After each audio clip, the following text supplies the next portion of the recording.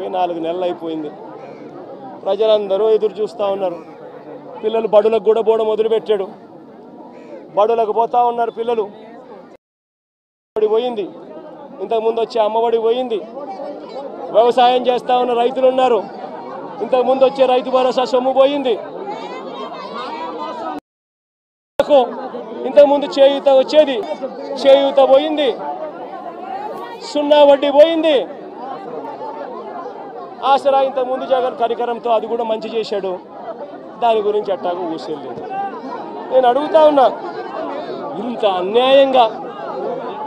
అన్యాయంగా ఒకవైపున అందరినీ మోసం చేస్తూ మరోవైపున వాళ్ళ స్కూళ్ళకు వెళ్ళేటప్పుడు వాళ్ళ స్కూళ్ళల్లో వాళ్ళు తినే వాళ్ళ గోరుముద్ద ఈరోజు నిర్వీర్యం అయిపోయింది.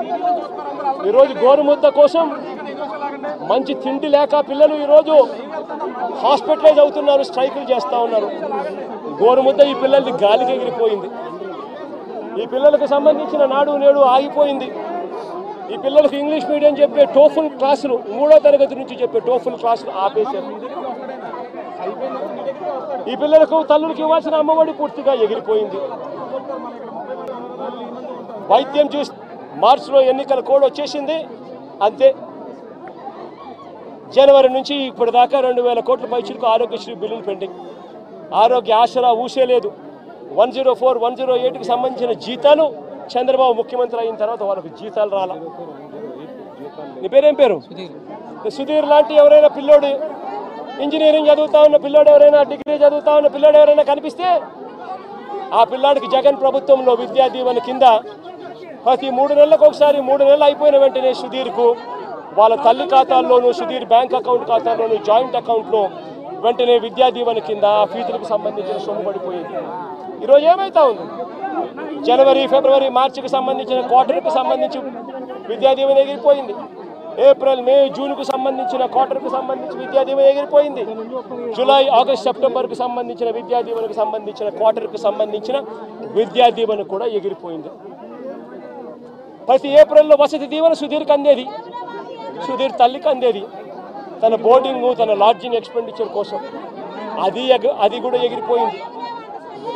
ప్రతి పథకము జగన్ హయాంలో, వైఎస్ఆర్సీపీ ప్రభుత్వంలో ఏ పథకం కోసము ఎవరు లంచాలు ఇవ్వాల్సిన పని లేకుండా ప్రతి పథకము డోర్ డెలివరీ జరిగింది. పెన్షన్ కావాలన్నా డోర్ డెలివరీ, పథకం కావాలన్నా డోర్ డెలివరీ, రేషన్ బియ్యం కావాలన్నా డోర్ డెలివరీ జరిగింది. ఈరోజు ఏం జరుగుతూ ఉంది? ఈరోజు పెన్షన్ కావాలన్నా, ఇవ్వని పథకాలను సైతం లంచాలు తీసుకోవాలన్నా, పెన్షన్ కావాలన్నా కూడా ఈరోజు జన్మభూమి కమిటీకి సంబంధించిన, తెలుగుదేశం పార్టీకి సంబంధించిన నాయకుల ఇంట్లో సచివాలయ సిబ్బంది అక్కడికి పోయి ఆ నాయకుడు ఇంట్లో పెన్షన్లు పంచుతారు.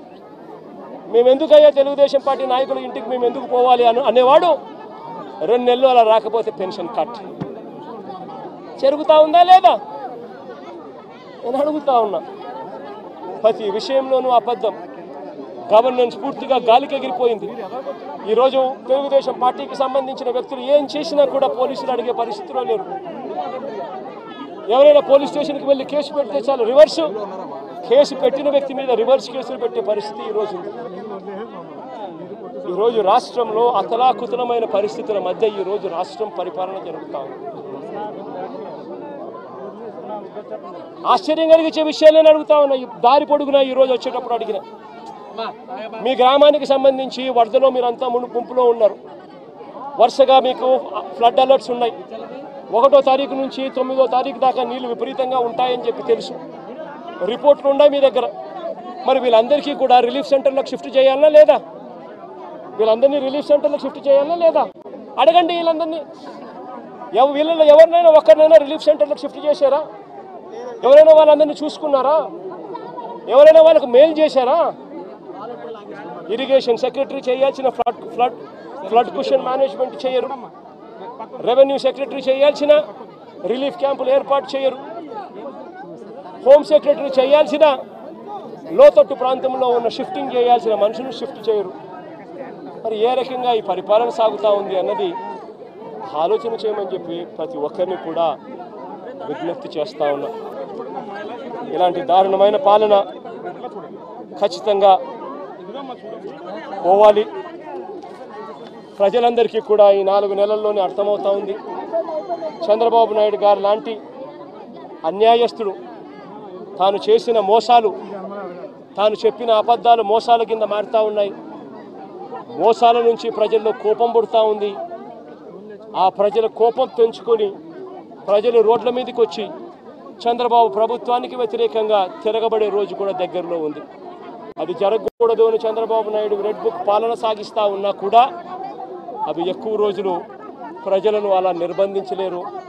ప్రజలు ఖచ్చితంగా తిరగబడతారు అని కూడా ఈ సందర్భంగా ఇన్సూరెన్స్ ప్రీమియం మీరు చెప్పినట్టుగా ఇప్పుడు కట్టలేదు, పొలాలు మునిగిపోయినాయి, ఎన్యూమరేషన్ స్టార్ట్ కాలేదు. మరి ఇన్సూరెన్స్ ప్రీమియం వస్తుందా, ఇన్సూరెన్స్ వస్తుందా రాదా? రాదు కాబట్టే కదా నేను అడిగేది. అందుకని బాధపడుతూ నేను చంద్రబాబు నాయుడు బుద్ధి ఉందా, జ్ఞానం ఉందా అని చెప్పి చంద్రబాబు నాయుడుని తిడుతున్నాను. చంద్రబాబు నాయుడు ప్రశ్నిస్తున్నాను. ఎందుకు కట్టడం లేదని అడుగుతా ఉన్నాను, ఎందుకు చేయడం లేదని అడుగుతా ఉన్నాను. ఈ క్రాప్ ఫస్ట్ దానికి చేయాలి అని అంటే ఫస్ట్ ఈ క్రాప్ చేయాలి. మీ గ్రామంలో ఈ క్రాప్ జరుగుతూ ఉందా నువ్వే చెప్పు. నీ గ్రామంలో ఈ క్రాపే జరగనప్పుడు ఇక ఏ రకంగా ఇన్సూరెన్స్ అంటే ఇన్సూరెన్స్ ఎగనామా పెడుతున్నట్టే కదా. ఈ క్రాపే జరగనప్పుడు ఇక దీనికి ఇన్పుట్ సబ్సిడీకి సంబంధించి నీకు ఏ రకంగా నీకు సొమ్మిస్తాడు? తెలుగుదేశం పార్టీకి సంబంధించిన వాడు ఎవడైతే రాసుకుంటాడో, నీ పేరేం పేరు? సాంబా అంటే వైసీపీనో లేకపోతే న్యూట్రల్లో అయితే రాదు.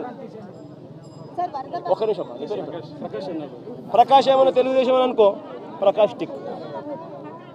ఈ క్రాప్ లేదు, పారదర్శకత లేదు, ఇన్సూరెన్స్ ఎట్టాగు లేదు, ఇన్పుట్ సబ్సిడీ కూడా ఇప్పటి వరకు వీళ్ళకి కావాల్సిన ప్రకారం వీళ్ళకి కావాల్సినోనికి నచ్చినోనికి ఇస్తారు, నచ్చినోనికి జిల్లా స్థాయి అధికారులు కలెక్టర్ కానీ రెవెన్యూ అధికారులు కానీ వచ్చి పంట నష్టం దాఖలాలు లేవు. ఒక పిఠాపురం కాకినాడ నియోజకవర్గం కాదు, జిల్లానే కాదు, అటు కోనసీమలో కూడా దాదాపు 3వ వరదైనా సరే ఎక్కడ కూడా పట్టించుకోవట్లేదు అనేది ప్రజలు చెప్తున్నారు. అదే కదా చెప్తా ఉన్నా. బాని పేరేం పేరు? సత్య. అదే సత్య నేను చెప్తా ఉన్నాను. ప్రభుత్వం స్పందించడం లేదనే కదా నేను చెప్పేది. ప్రభుత్వం అంతా ఫోటోలకు పరిమితం అవుతా ఉంది.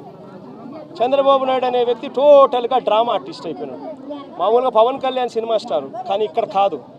పాపం ఆయన కొత్తగా వచ్చాడు, పాపం ఆయనకి ఏం తెలిసినట్టు లేదు. కానీ చంద్రబాబు నాయుడు పవన్ కళ్యాణ్ మించిపోయినాడు. ఆయన సినిమా ఆర్టిస్ట్ అయితే ఈయన డ్రామా ఆర్టిస్ట్. గత ప్రభుత్వ నిర్లక్ష్యం వల్ల ఏలేరు ఆధునీకరణ చేశారు. రీటెండరింగ్ పేరుతో నిధులు ప్రకటించినప్పటికీ ఎక్కడ కూడా నిధులు ఇవ్వలేదని ఆరోపిస్తున్నారు. పేరేం పేరున్నా? అదే ప్రకాష్ నేను చెప్పేది. కనీసం మా హయాంలో 2000 వాళ్ళు Chandrababu Naidu already revise estimate చేసినాడు స్వామి 295 కోట్ల రూపాయలకు. అది ఉంది, జరుగుతూ ఉంది. మే హయాంలో దాన్ని వేగం ఎందుకు పెంచలేకపోయాము అని అంటే నిండుగా రిజర్వాయర్లు ఉన్నాయి. మోడర్నైజేషన్ ఆఫ్ కెనాల్ చేయాలి అని అంటే క్రాప్ హాలిడే ప్రకటించాలి. నిండు కుండల రిజర్వాయర్ ఉన్నప్పుడు ఎందుకులే హాలిడే ప్రకటించడం ఎందుకు? 14,000 క్యూసెక్స్ ఫ్లో అయ్యే కెనాల్లో కనీసం 10,000 అన్న పోతా ఉన్నాయి కదా. పెద్ద నష్టం ఏమి లేదులే, రెగ్యులేట్ చేసుకుంటూ పోతూ ఉంటే పెద్ద నష్టం ఉండదు. కరువు వచ్చినప్పుడు ఇంకోటి వచ్చినప్పుడు దీని గురించి హ్యాండిల్ చేయొచ్చులే అని కొద్దిగా మనం కూడా రైతుల పక్షాన రైతులకు నష్టం జరగకూడదు, క్రాప్ హాలిడే వేస్ట్ కాకూడదు, వాళ్ళకు క్రాప్ హాలిడే ఇచ్చి వాళ్ళకి ఇబ్బంది కడగకూడదు అని చెప్పి కొద్ది గొప్ప అనుకున్నంత వేగంగా చేయకపోవచ్చు. కానీ చంద్రబాబు నాయుడు హయాంలో ఎందుకు చేయలేదని అడుగుతా ఉన్నా. ఇదే 295 కోట్ల రూపాయలకి ఎస్టిమేట్లు పెంచింది చంద్రబాబే కదా. 2015 ఏప్రిల్లోనే పెంచాడు కదా. మనం పెంచినప్పుడు తన హయాంలో తనకు 2015 నుంచి 4 ఏళ్ళు తన అధికారంలో ఉంది. 4 ఏళ్ళు కరువే, రైతులకు ఈ రిజర్వాయర్లో నీళ్లు లేవు, రైతులకు పంట క్రాప్ హాలిడే ఈకపోయినా క్రాప్ హాలిడేనే. మరి ఎందుకు మోడర్నైజేషన్ చేయలేదు? స్వామి, రివర్స్ టెండరింగ్ అనేది మీకు అసలు తెలుసా? ఫస్ట్ రివర్స్ టెండరింగ్ అంటే ఏమిటో తెలుసా? నీ పేరేం పేరు? సుధీర్. రివర్స్ టెండరింగ్ అంటే ఏం తెలుసా సుధీర్?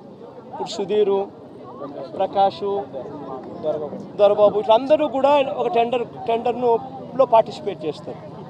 టెండర్లో పార్టిసిపేట్ చేయడం కూడా ఎలా పార్టిసిపేట్ చేస్తారు తెలుసా?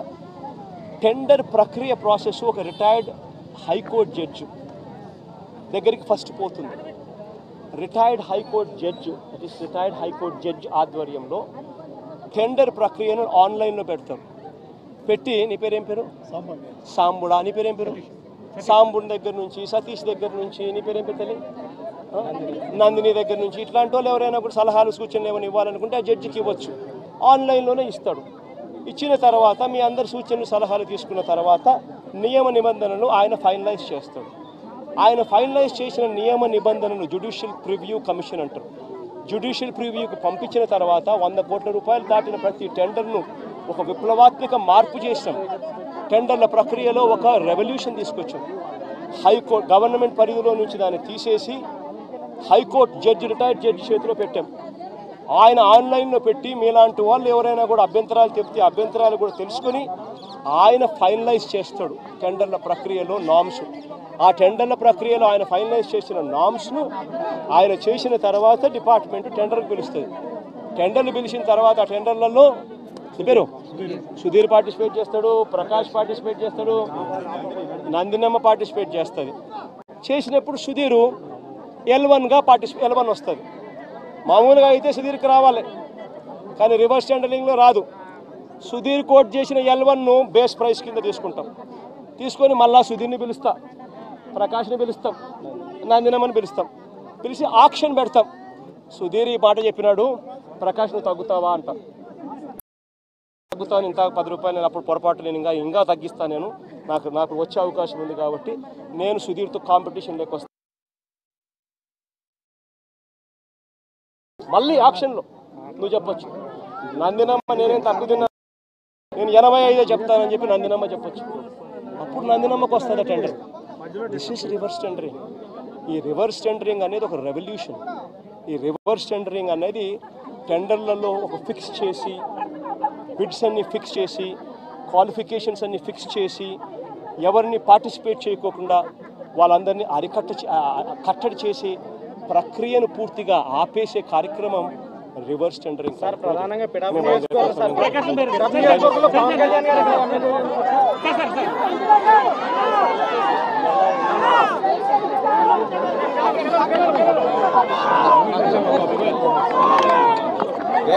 అన్ని వస్తున్నాయి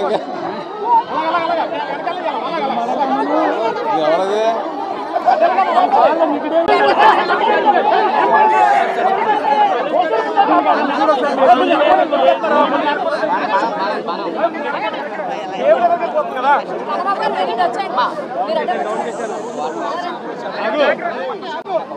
కొంచెం జరగమా, కొంచెం జరగాలి, ఇంకా జరగాలి, జరగండి అంతే. అలాగే చిన్నగారు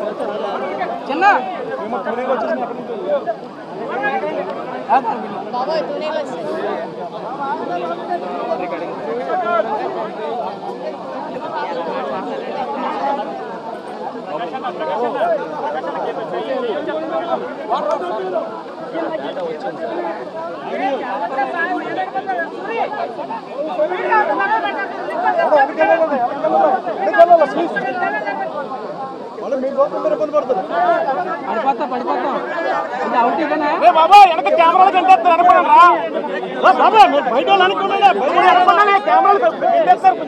ఫ్రీగా తీసుకోండి, తప్పలేదు. పోలీసు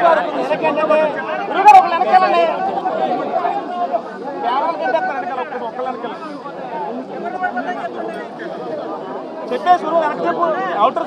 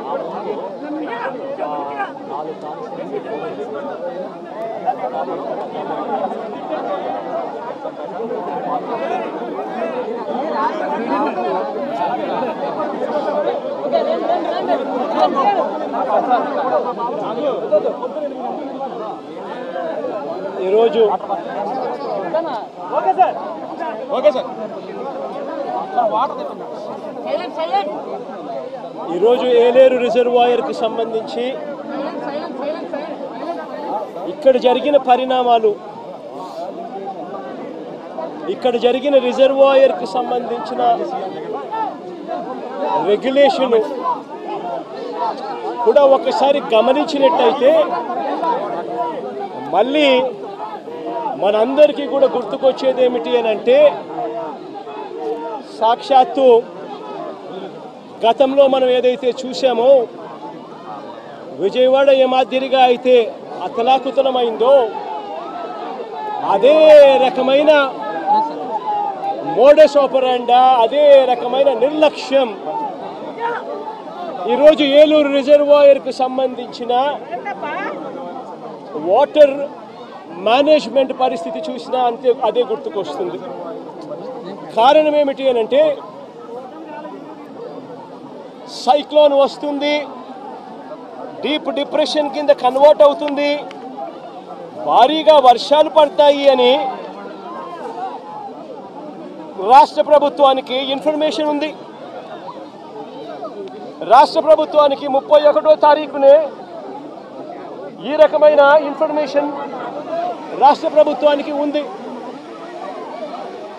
ఐఎండి వాళ్ళు రాష్ట్ర ప్రభుత్వానికి ఇన్ఫార్మ్ చేసినారు, అలర్ట్ చేసినారు. అలర్ట్ చేసేసరికి ఏ ప్రభుత్వమైనా కూడా ఏం చేయాలి, దానికి రివ్యూ తీసుకోవాలి, చీఫ్ సెక్రటరీని పిలిపించాలి, ఇరిగేషన్ సెక్రటరీని దాంట్లో భాగస్వామ్యం చేయాలి, ఏ ఏ ప్రాంతాల్లో వర్షాలు పడతాయి అని ఇన్ఫర్మేషన్ మనకున్న నేపథ్యంలో ఆయా జిల్లా కలెక్టర్లను కూడా వీడియో కాన్ఫరెన్స్లలో భాగంగా తీసుకోవాలి. ఆయా ఏరియాలకు స్పెషల్ కలెక్టర్లను, స్పెషల్ ఆఫీసర్లను, ఐఏఎస్ ఆఫీసర్లను మళ్ళీ పంపించాలి. రెవెన్యూ సెక్రటరీ కూడా పార్టిసిపేట్ చేయాలి, హోమ్ సెక్రటరీ కూడా ఆ రివ్యూలో పార్టిసిపేట్ చేయాలి. అలా చేసినప్పుడు ఇరిగేషన్ సెక్రటరీ కలెక్టర్లతో తాను మమేకమైపోయి ఏలేరు రిజర్వాయర్లో ఏ స్థాయిలో నీళ్లు ఉన్నాయి, వర్షాలు ఏ స్థాయిలో పడబోతా ఉన్నాయి, ఏ స్థాయిలో నీళ్ల ఇన్ఫ్లో రాబోతా ఉంది, ఆ వచ్చేది ఏలేరు రిజర్వాయర్లో పడినప్పుడు ఆ ఏలేరు రిజర్వాయరు ఆ నీటిని రెగ్యులేట్ చేయగలుగుతుందా, బ్యాలెన్స్ చేయగలుగుతుందా అన్న ఫ్లడ్ కుషన్ను ఏలేరు రిజర్వాయర్లో మెయింటైన్ చేయాల్సిన బాధ్యత ఇరిగేషన్ సెక్రటరీది, కలెక్టర్లది. చంద్రబాబు నాయుడు గారికి జ్ఞానోదయం అయి ఉండింటే కొద్దో గొప్ప చంద్రబాబు నాయుడు గారికి మనుషులకు సంబంధించిన మానవతా దృక్పథానికి సంబంధించిన విలువలు తెలుసుంటే తాను ఒక స్పెషల్ ఆఫీసర్ని కూడా, ఐఏఎస్ ఆఫీసర్ని కూడా వేసి వీటిని సూపర్వైజ్ చేస్తాడు. కానీ అన్ఫార్చునేట్గా ఏం జరిగింది, అన్ఫార్చునేట్గా ఇంత ఇన్ఫర్మేషన్ ఉన్నప్పటికీ కూడా ఏలేరు రిజర్వాయర్లో సైక్లోన్ వస్తూ ఉంది, ఆ ప్రాంతానికి అది డీప్ డిప్రెషన్గా మారుతుంది, భారీ వర్షాలు కురుస్తాయి అని చెప్పి తెలిసి ఉన్నా కూడా రిజర్వాయర్లకు సంబంధించిన ఫ్లడ్ కుషన్ మేనేజ్మెంటు పూర్తిగా గాలికి వదిలేశారు.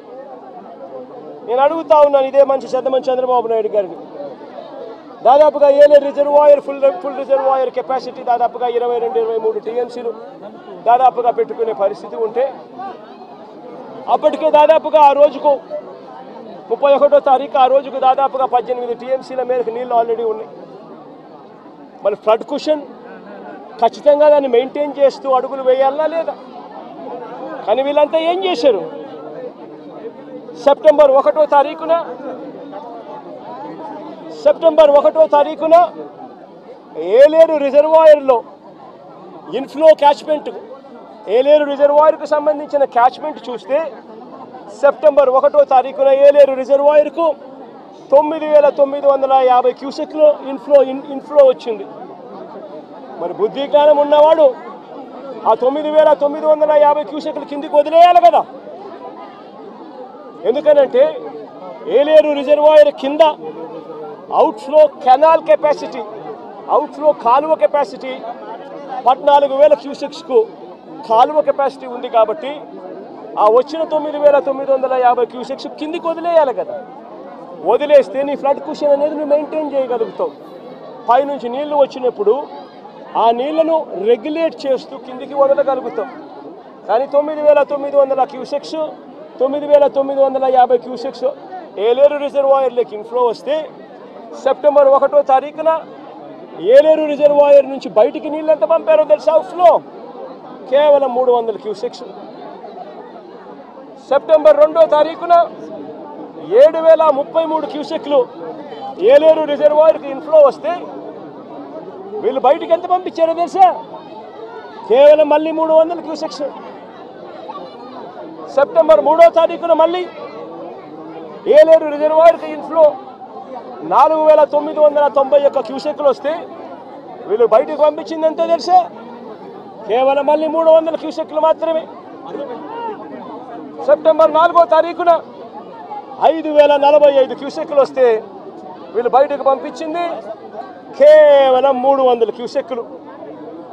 ఈ మాదిరిగా రిజర్వాయర్ను రెగ్యులేట్ చేయాల్సిన కార్యక్రమం చేయకుండా canal carrying capacity, outflow capacity of the canal ఎటువంటి ముంపుకు గురి కానికుండా 14,000 క్యూసెక్స్ను పంపించగలిగే పరిస్థితి ఉన్నా సరే, మోడర్నైజేషన్ కాస్త కూస్తో సరిగ్గా జరగలేదు కాబట్టి 14 కాకపోతే దాన్ని 10,000 వేసుకోండి. కనీసం 10,000 క్యూసెక్లైనా కనీసం ఎటువంటి ముంపుకు కూడా గురి కాకుండా పంపించే పరిస్థితి ఉన్నా కూడా వీళ్ళు ఏం చేశారు? పైనుంచి నీళ్లు వస్తూ ఉన్నా కూడా ఏమాత్రం కూడా లెక్క పెట్టకుండా నిర్లక్ష్య వైఖరితో కేవలం 300 క్యూసెక్లు మాత్రమే మొదలుపెట్టారు. ఇలా వదిలిపెడుతూ ఏకంగా 9వ తారీఖు వచ్చేసరికి రిజర్వాయర్లలో స్టోరేజ్ కెపాసిటీ పూర్తిగా నిండిపోయింది. స్టోరేజ్ కెపాసిటీ పూర్తిగా నింపేశారు. వదలాల్సింది పోయి, మెయింటైన్ చేయాల్సింది పోయి పూర్తిగా నింపేశారు. నింపేసరికి 9వ తారీఖున 45,335 క్యూసెక్లు నీళ్లు ఏలేరు రిజర్వాయర్కి ఇన్ఫ్లో వస్తే వీళ్ళు గత్యంతరం లేక రిజర్వాయర్ కెపాసిటీ పూర్తిగా నిండిపోయింది కాబట్టి కిందికి 21,500 క్యూసెక్లు కిందికి నీళ్ళు వదిలేశారు. మరుసటి రోజు సెప్టెంబర్ 10వ తారీఖున 26,134 క్యూసెక్లు నీళ్లు ఏలేరు రిజర్వాయర్కి వస్తే ఏకంగా 27,275 క్యూసెక్లు నీళ్లు కిందికి వదిలేశారు. నేను అడుగుతా ఉన్నా మిమ్మల్ని, ఇది మ్యాన్ మేడ్ ఫ్లడ్ కాకపోతే ఏమిటయ్యా అని చెప్పి. నేను చెప్పేటివన్నీ కూడా వాస్తవాలు. మీ ఏలేరు రిజర్వాయర్ నుంచి వచ్చిన డేటా ఇది. నిజంగా ఒక బాధ్యత లేని ప్రభుత్వం, ప్రజల పట్ల ఏమాత్రం కూడా మానవత్వం చూపని ప్రభుత్వం, వరదలు వస్తే కనీసం ఎలా హ్యాండిల్ చేయాలనో కూడా కనీసం ఇంకిత జ్ఞానం కూడా లేని ఈ ప్రభుత్వాన్ని ఏమనాలి అని చెప్పి మీరే ఆలోచన చేయమని నేను కోరుతా ఉన్నా. ఇంకొక విషయం కూడా చెప్పదలుచుకున్నా. ఇదే మనిషి చంద్రబాబు నాయుడు గారు అబద్ధాలు చెప్పడంలో గోబెల్స్కు చంద్రబాబు నాయుడు గారు ఏకంగా తమ్ముడు వరుస అవుతాడు. గోబెల్స్కు చంద్రబాబు నాయుడు తమ్ముడు వరుస అవుతాడు. అబద్ధాలు చెప్పడంలో చంద్రబాబు నాయుడు గారి పరిస్థితి, కెపాసిటీ ఏమిటి అని అంటే అబద్ధాలను తాను మ్యానుఫ్యాక్చర్ చేయగలుగుతాడు, చేయడంలో దిట్ట. ఆ మ్యానుఫ్యాక్చర్ చేసిన అబద్ధాన్ని అమ్మగలిగిన కెపాసిటీ కూడా ఎవరికైనా ఉంది ఈ ప్రపంచంలో అని అంటే అది ఒక్క చంద్రబాబుకు మాత్రమే ఉంది. ఆ చంద్రబాబుకు వంత పాడే ఆ ఈనాడు, ఆ ఆంధ్రజ్యోతి, ఆ TV5 వీళ్ళకు మాత్రమే అటువంటి దుర్మార్గమైన కెపాసిటీస్ ఉన్నాయి. ఎందుకు ఈ విషయం చెప్తా ఉన్నానంటే ఇవన్నీ కూడా నేను చెప్పినట్టు వాస్తవం. ఒకవైపున ఈ వాస్తవం ఉంటే ఏలేరు ఆధునీకరణ గురించి చంద్రబాబు నాయుడు గారు మరో చక్కటి అబద్ధం ఆడాడు. అసలు ఏలేరు ఆధునీకరణ, మోడర్నైజేషన్ ఆఫ్ కెనాల్, ఇది మామూలుగా ఒక కెనాల్ను మోడర్నైజ్ చేయాలి అని అంటే ఎప్పుడైనా కూడా ఎప్పుడు అవకాశం ఉంటుంది, ఎప్పుడు వెసులుబాటు ఉంటుందనంటే ఆ కెనాల్లో నీళ్లు ఆపగలిగినప్పుడు, నీళ్లు పారనప్పుడు, లేకపోతే క్రాప్ నీళ్లు డ్యామ్లో నీళ్లు ఉన్నా కూడా చేయాలని అనుకుంటే క్రాప్ హాలిడే డిక్లేర్ చేస్తే తప్ప మోడర్నైజేషన్ కార్యక్రమాలు చేయలేము. 2008 నుంచి ఏలేరు మోడర్నైజేషన్ కార్యక్రమం జరుగుతూనే ఉంది. కొత్తగా చంద్రబాబు నాయుడు గారు చేసేదేమీ లేదు, చేసింది లేదు. 2008లో ఆ దివంగత ప్రీతమ నాయకుడు రాజశేఖర రెడ్డి గారు ఏలేరు రిజర్వాయర్కు సంబంధించి 4 మోడర్నైజేషన్కు శ్రీకారం చుట్టాడు. అప్పట్లో 138 కోట్ల రూపాయలు కేటాయిస్తూ ఆ దివంగత నేత ప్రీతమ నాయకుడు రాజశేఖర రెడ్డి గారు నాన్నగారు ఏలేరు కెనాల్కు సంబంధించిన మోడర్నైజేషన్ కార్యక్రమం చేపట్టాడు. నాన్నగారు చనిపోయిన తర్వాత మళ్ళీ ఆ కార్యక్రమం ఎవరు పట్టించుకోలేదు. చంద్రబాబు నాయుడు వచ్చాడు 2014లో. మొన్న ఆయన ఏమైనా పట్టించుకున్నాడా?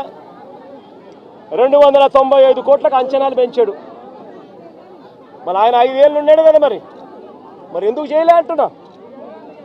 ఆయన కాలంలో కరువు, కనీసం ఈ మాదిరిగా అన్న వర్షాలన్నా ఎక్కువ పడతా ఉండి రిజర్వాయర్లు పూర్తిగా నిండిపోయి ఉన్నాయి.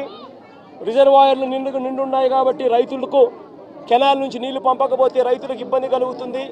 నీళ్లు ఉండి రైతులు వ్యవసాయం చేయలేని పరిస్థితిలోకి పోతారు అన్న పరిస్థితి అప్పట్లో కూడా లేదు. చంద్రబాబు నాయుడు గారు కరువు ఇద్దరు కవలలే. ఆ చంద్రబాబు నాయుడు గారు 5 సంవత్సరాలు కూడా పరిపాలన చేశాడు, అంతా కరువే. మరి 295 కోట్లకు అంచనాను ఆయన పెంచిన వ్యక్తి 5 ఏళ్ళు టైం ఉన్నది.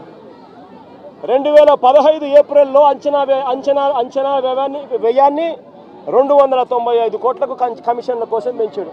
మరి పెంచిన ఆ వ్యక్తి ఎందుకు చేయలేదని అడుగుతా ఉన్నా. 2008 నుంచి 2023 దాకా, అంటే మా ప్రభుత్వం దాకా కూడా, ఇంకా మా ప్రభుత్వంలో వైఎస్ఆర్సీపీ ప్రభుత్వంలో ఇంకా చేయలేకపోయే మోడర్నైజేషన్ అనుకున్నంత వేగంగా అనేదానికి కారణమన్నా ఉంది. కారణం ఏమిటంటే ప్రతి సంవత్సరము బ్రహ్మాండమైన వర్షాలు పడతా ఉన్నాయి, రిజర్వాయర్లు పూర్తిగా నిండున్నాయి. ఆ టైంలో క్రాప్ హాలిడే డిక్లేర్ చేసి రిజర్వాయర్ నిండుగా పెట్టి క్రాప్ హాలిడే డిక్లేర్ చేసి రైతులను ఇబ్బంది పాలు చేయడం ఇష్టం లేక కొద్దో గొప్ప మోడర్నైజేషన్ కార్యక్రమంలో కొద్దో గొప్ప మేము అనుకున్నంత వేగంగా చేయలేకపోయి ఉండొచ్చు. కానీ చంద్రబాబు నాయుడు గారి హయాంలో అంత కరువే ఉన్నప్పుడు ఆయన ఎందుకు చేయలేదని అడుగుతా ఉన్నా. ఆ 5 సంవత్సరాలు ఏమాత్రం చేశాడని అడుగుతా ఉన్నా. 2008 ఆ దివంగత నేత ప్రీతమ నాయకుడు రాజశేఖర రెడ్డి గారి హయాం నుంచి 2023-24 జగన్మోహన్ రెడ్డి గారి హయాం వరకు జగన్ హయాం దాకా మధ్యలో చంద్రబాబు హయాంతో కూడా కలుపుకుంటే కూడా ఇది కెనాల్ మోడర్నైజేషన్ కాబట్టి పంటలు అప్పుడప్పుడు ఆపుకుంటూ క్రాప్ హాలిడే డిక్లేర్ చేస్తూనే మోడర్నైజేషన్ చేయాల్సి వస్తుంది ఒకవేళ రిజర్వాయర్లో నీళ్లు ఉన్న పరిస్థితి అయితే. ఇటువంటి పరిస్థితుల్లో ఈ మొత్తం సంవత్సరాలు కలిపి 2015 నుంచి 2023-24 దాకా చూసుకుంటే కూడా ఈ 9 ఏళ్ళు కలిపితే కూడా అందరి ప్రభుత్వాలలో కూడా ఖర్చు పెట్టింది ఎంత అనంటే కేవలం 95 కోట్ల రూపాయలు. మరి నేను అడుగుతా ఉన్నా, మరి ఇది ఏమాత్రం ఇంకిత జ్ఞానం ఉన్న ఈ చంద్రబాబు నాయుడు గారు ఈ మాదిరిగా అబద్ధాలు ఆడడం ధర్మమేనా అని అడుగుతా ఉన్నా. ఒకవైపున ఏలేరు రిజర్వాయర్కి సంబంధించి ఫ్లడ్ కుషన్ మేనేజ్మెంట్లో పూర్తిగా విఫలమై కావాలని ఒక మ్యాన్ మేడ్ ఫ్లడ్ క్రియేట్ చేసి రైతులందరినీ కూడా ఇబ్బంది పాలు చేసి ప్రజలందరినీ ఒకవైపున ఇబ్బంది పాలు చేసి ఇంకా వేలెత్తి చూపిస్తాడు జగన్ మీద. నేను అడుగుతా ఉన్న చంద్రబాబు నాయుడు గారు ప్రభుత్వం వచ్చి దాదాపు 4 నెలలు అయిపోయింది. ఇప్పటికైనా కూడా చంద్రబాబు నాయుడు గారి హయాంలో ఏదన్నా జరుగు, ఎక్కడన్నా జరుగు, ఏమన్నా జరుగు, దానికి కారణం జగన్ అంటాడు. ఎక్కడేమన్నా జరుగు కారణం జగన్. విజయవాడలో వరదలు వచ్చినా జగన్, ఏలేరు రిజర్వాయర్ వచ్చినా జగన్, ఆంధ్ర రాష్ట్రంలో కోవిడ్ వచ్చినా జగన్. చంద్రబాబు నాయుడు గారి హయాంలో చంద్రబాబు నాయుడు గారు ఏమి చేయలేకపోయినా కారణం జగన్ జగన్ జగన్ జగన్ జగన్ జగన్. అయ్యా చంద్రబాబు 4 నెలలు అయిపోయినాయా నీ ప్రభుత్వం వచ్చి, ఇంకా జగన్ జగన్ జగన్ జగన్ అని చెప్పి జగన్ నామం చేయడం కాదు నువ్వు చేయాల్సింది. రాష్ట్ర ప్రజలకు నిజాయితీతో పాలన చేయడం నేర్చుకొని అడుగుతా ఉన్నా. రాష్ట్ర ప్రజలకు న్యాయంగా ధర్మంగా ఇవ్వాల్సింది ఇచ్చే కార్యక్రమం మీద ధ్యాస పెట్టుకొని అడుగుతా ఉన్నా. ఇదే మనిషి పెద్ద మనిషి చంద్రబాబు నాయుడు గారి హయాన్ని ఒక్కసారి చెప్తా ఉన్నా. ఈరోజు నేను అడుగుతా ఉన్నా, రైతుల విషయానికి ఇదే రైతుల విషయానికి సంబంధించి నేను చెప్తా ఉన్నా. ఇదే పెద్ద మనిషి చంద్రబాబు నాయుడు గారి హయాంలో ఒక్కసారి పరిస్థితి ఎలా ఉంది అని గమనించమని అడుగుతా ఉన్నా. ఇంతవరకు ఈరోజు ఈ క్రాప్ కార్యక్రమం జరగడంలా ఆర్బీకే వ్యవస్థ పూర్తిగా నిర్వీర్యమైపోయింది. సచివాలయాలలో ఈరోజు పూర్తిగా నిర్వీర్యం చేసి సచివాలయాలను వదిలేశారు. వాలంటీర్ వ్యవస్థ కనుమరుగైపోయింది. రైతులకు ఇవ్వాల్సిన ఉచిత పంటల బీమా గాలికి వదిలేశాడు. రైతుల తరపున కట్టాల్సిన ఇన్సూరెన్స్ ప్రీమియం కట్టకుండా వదిలేశాడు. నేను అడుగుతా ఉన్నాను ఇదే పెద్ద మనిషి చంద్రబాబు నాయుడు గారిని, ఈ క్రాప్ ఏమైందయ్యా అని అడుగుతా ఉన్నాను. గ్రామ సచివాలయాల్లో పెట్టాల్సిన సోషల్ ఆడిట్లో పెట్టాల్సిన లిస్టులు ఏమైనాయా అని అడుగుతున్నాను.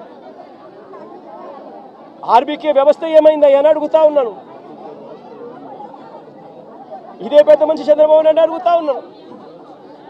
వ్యవసాయ సీజన్ మొదలయ్యేసరికి రైతు భరోసా ఇచ్చే కార్యక్రమం ఏమైందయ్యా అని అడుగుతా ఉన్నాను. వ్యవసాయ సీజన్ మొదలయ్యేసరికి రైతులకు ఇవ్వాల్సిన సున్నా వడ్డీ ఏమైందయ్యా చంద్రబాబు అని అడుగుతా ఉన్నాను. రైతులకు ఇవ్వాల్సిన పెట్టుబడి సహాయం గతంలో జగనే ఉంటే 13,500 ఖరీఫ్ సీజన్ మొదలయ్యే టయానికి రైతన్నల చేతిలో పడేది. ఈయన 20,000 ఇస్తానన్నాడు. 20,000 ఇస్తానన్న పెద్ద మనిషి ఆ 13,500 ఎగిరిపోయింది, 20,000 గాలికి ఎగిరిపోయింది.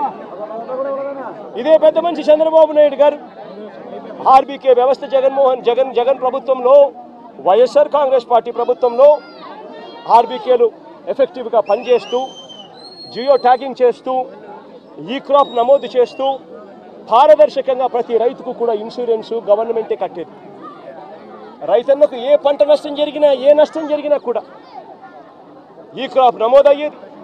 ఆర్బీకేలు పనిచేసేటివి. వాలంటీర్ వ్యవస్థ, సచివాలయం వ్యవస్థ ముమ్మరంగా పనిచేసేటివి. ఇన్పుట్ సబ్సిడీ ఏ సీజన్ ముగిసేలోగానే, ఆ సీజన్ ముగిసేలోగానే ఇన్పుట్ సబ్సిడీ ఇచ్చే కార్యక్రమం జరిగేది.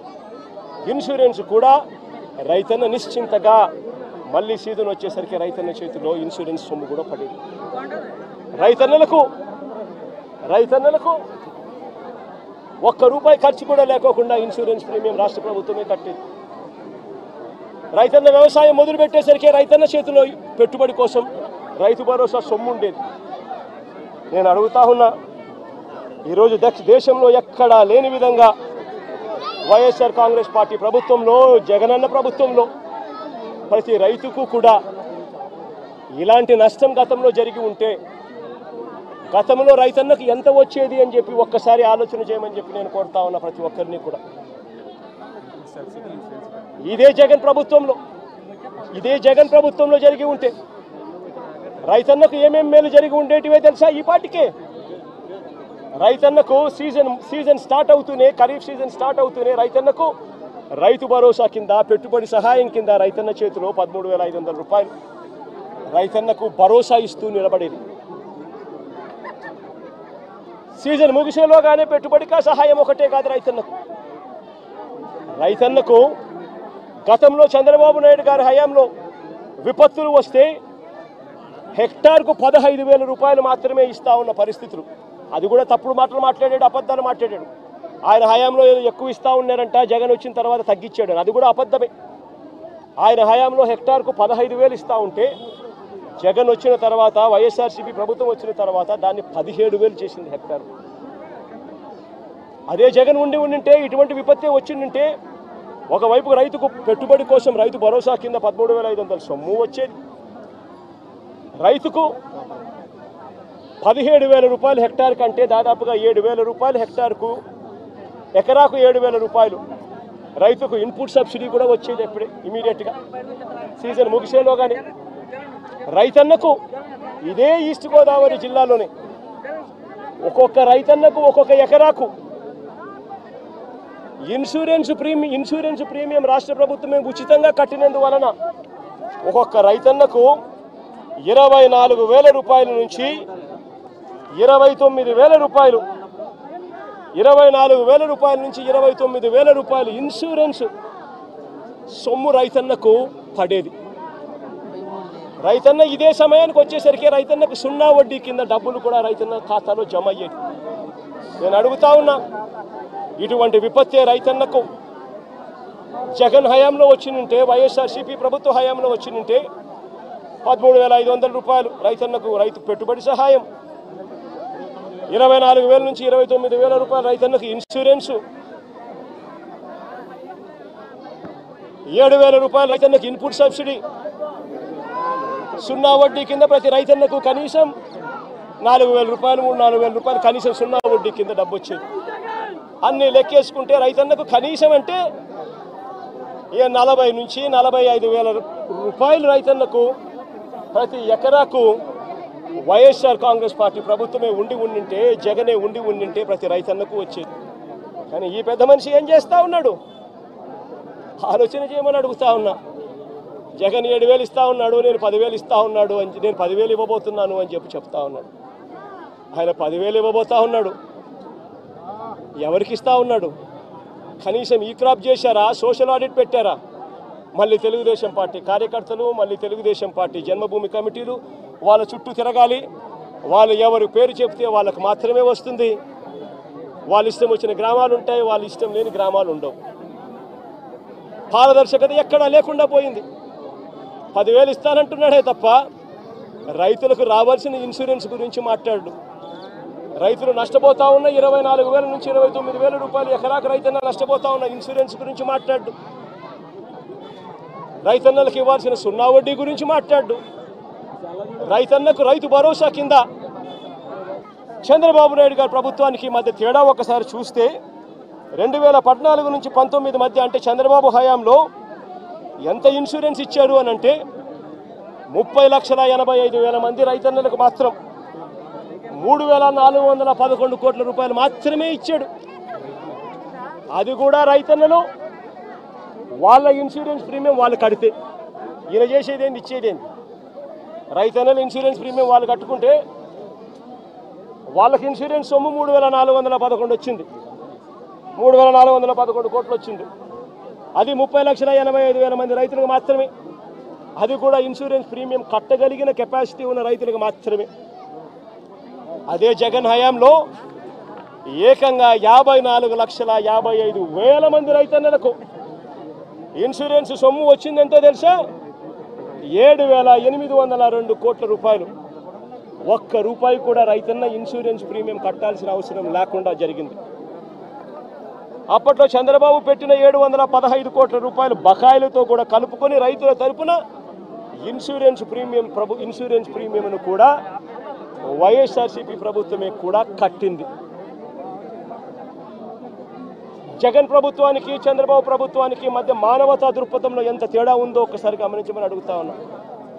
మొన్న 2023-24కు సంబంధించిన ఖరీఫ్లో వచ్చిన కరువు,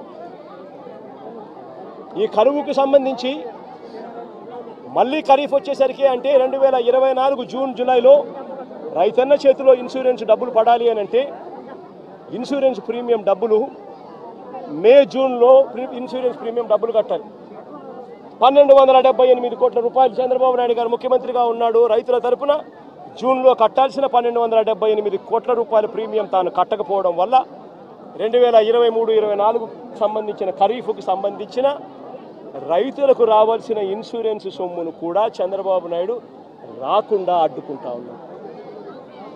నేను చెప్పే ప్రతి మాట వాస్తవం. ఊరికే జగన్ మాట్లాడుతూ ఉన్నాడు కదా అని చెప్పి జగన్ మీద అరచడం కన్నా, జగన్ మీద ఊరికే కోపం చూపించడం కన్నా, జగన్ చెప్పే ప్రతి మాట వాస్తవం కావునా కాదా అన్నది గుండెల మీద చేతులు వేసుకొని ఆలోచన చేయమని కోరుతా ఉన్నా. ప్రతి మాట వాస్తవం చెప్తా ఉన్నప్పుడు నువ్వు చేయాల్సిన పని ఏముంది? ప్రజలకు క్షమాపణ చెప్పాలి. చేసిన తప్పు ఇది అని చెప్పి ఒప్పుకోవాలి. ఒప్పుకొని ప్రజలకు మేలు చేసేదానికి అడుగులు ముందుకు వేయాలి.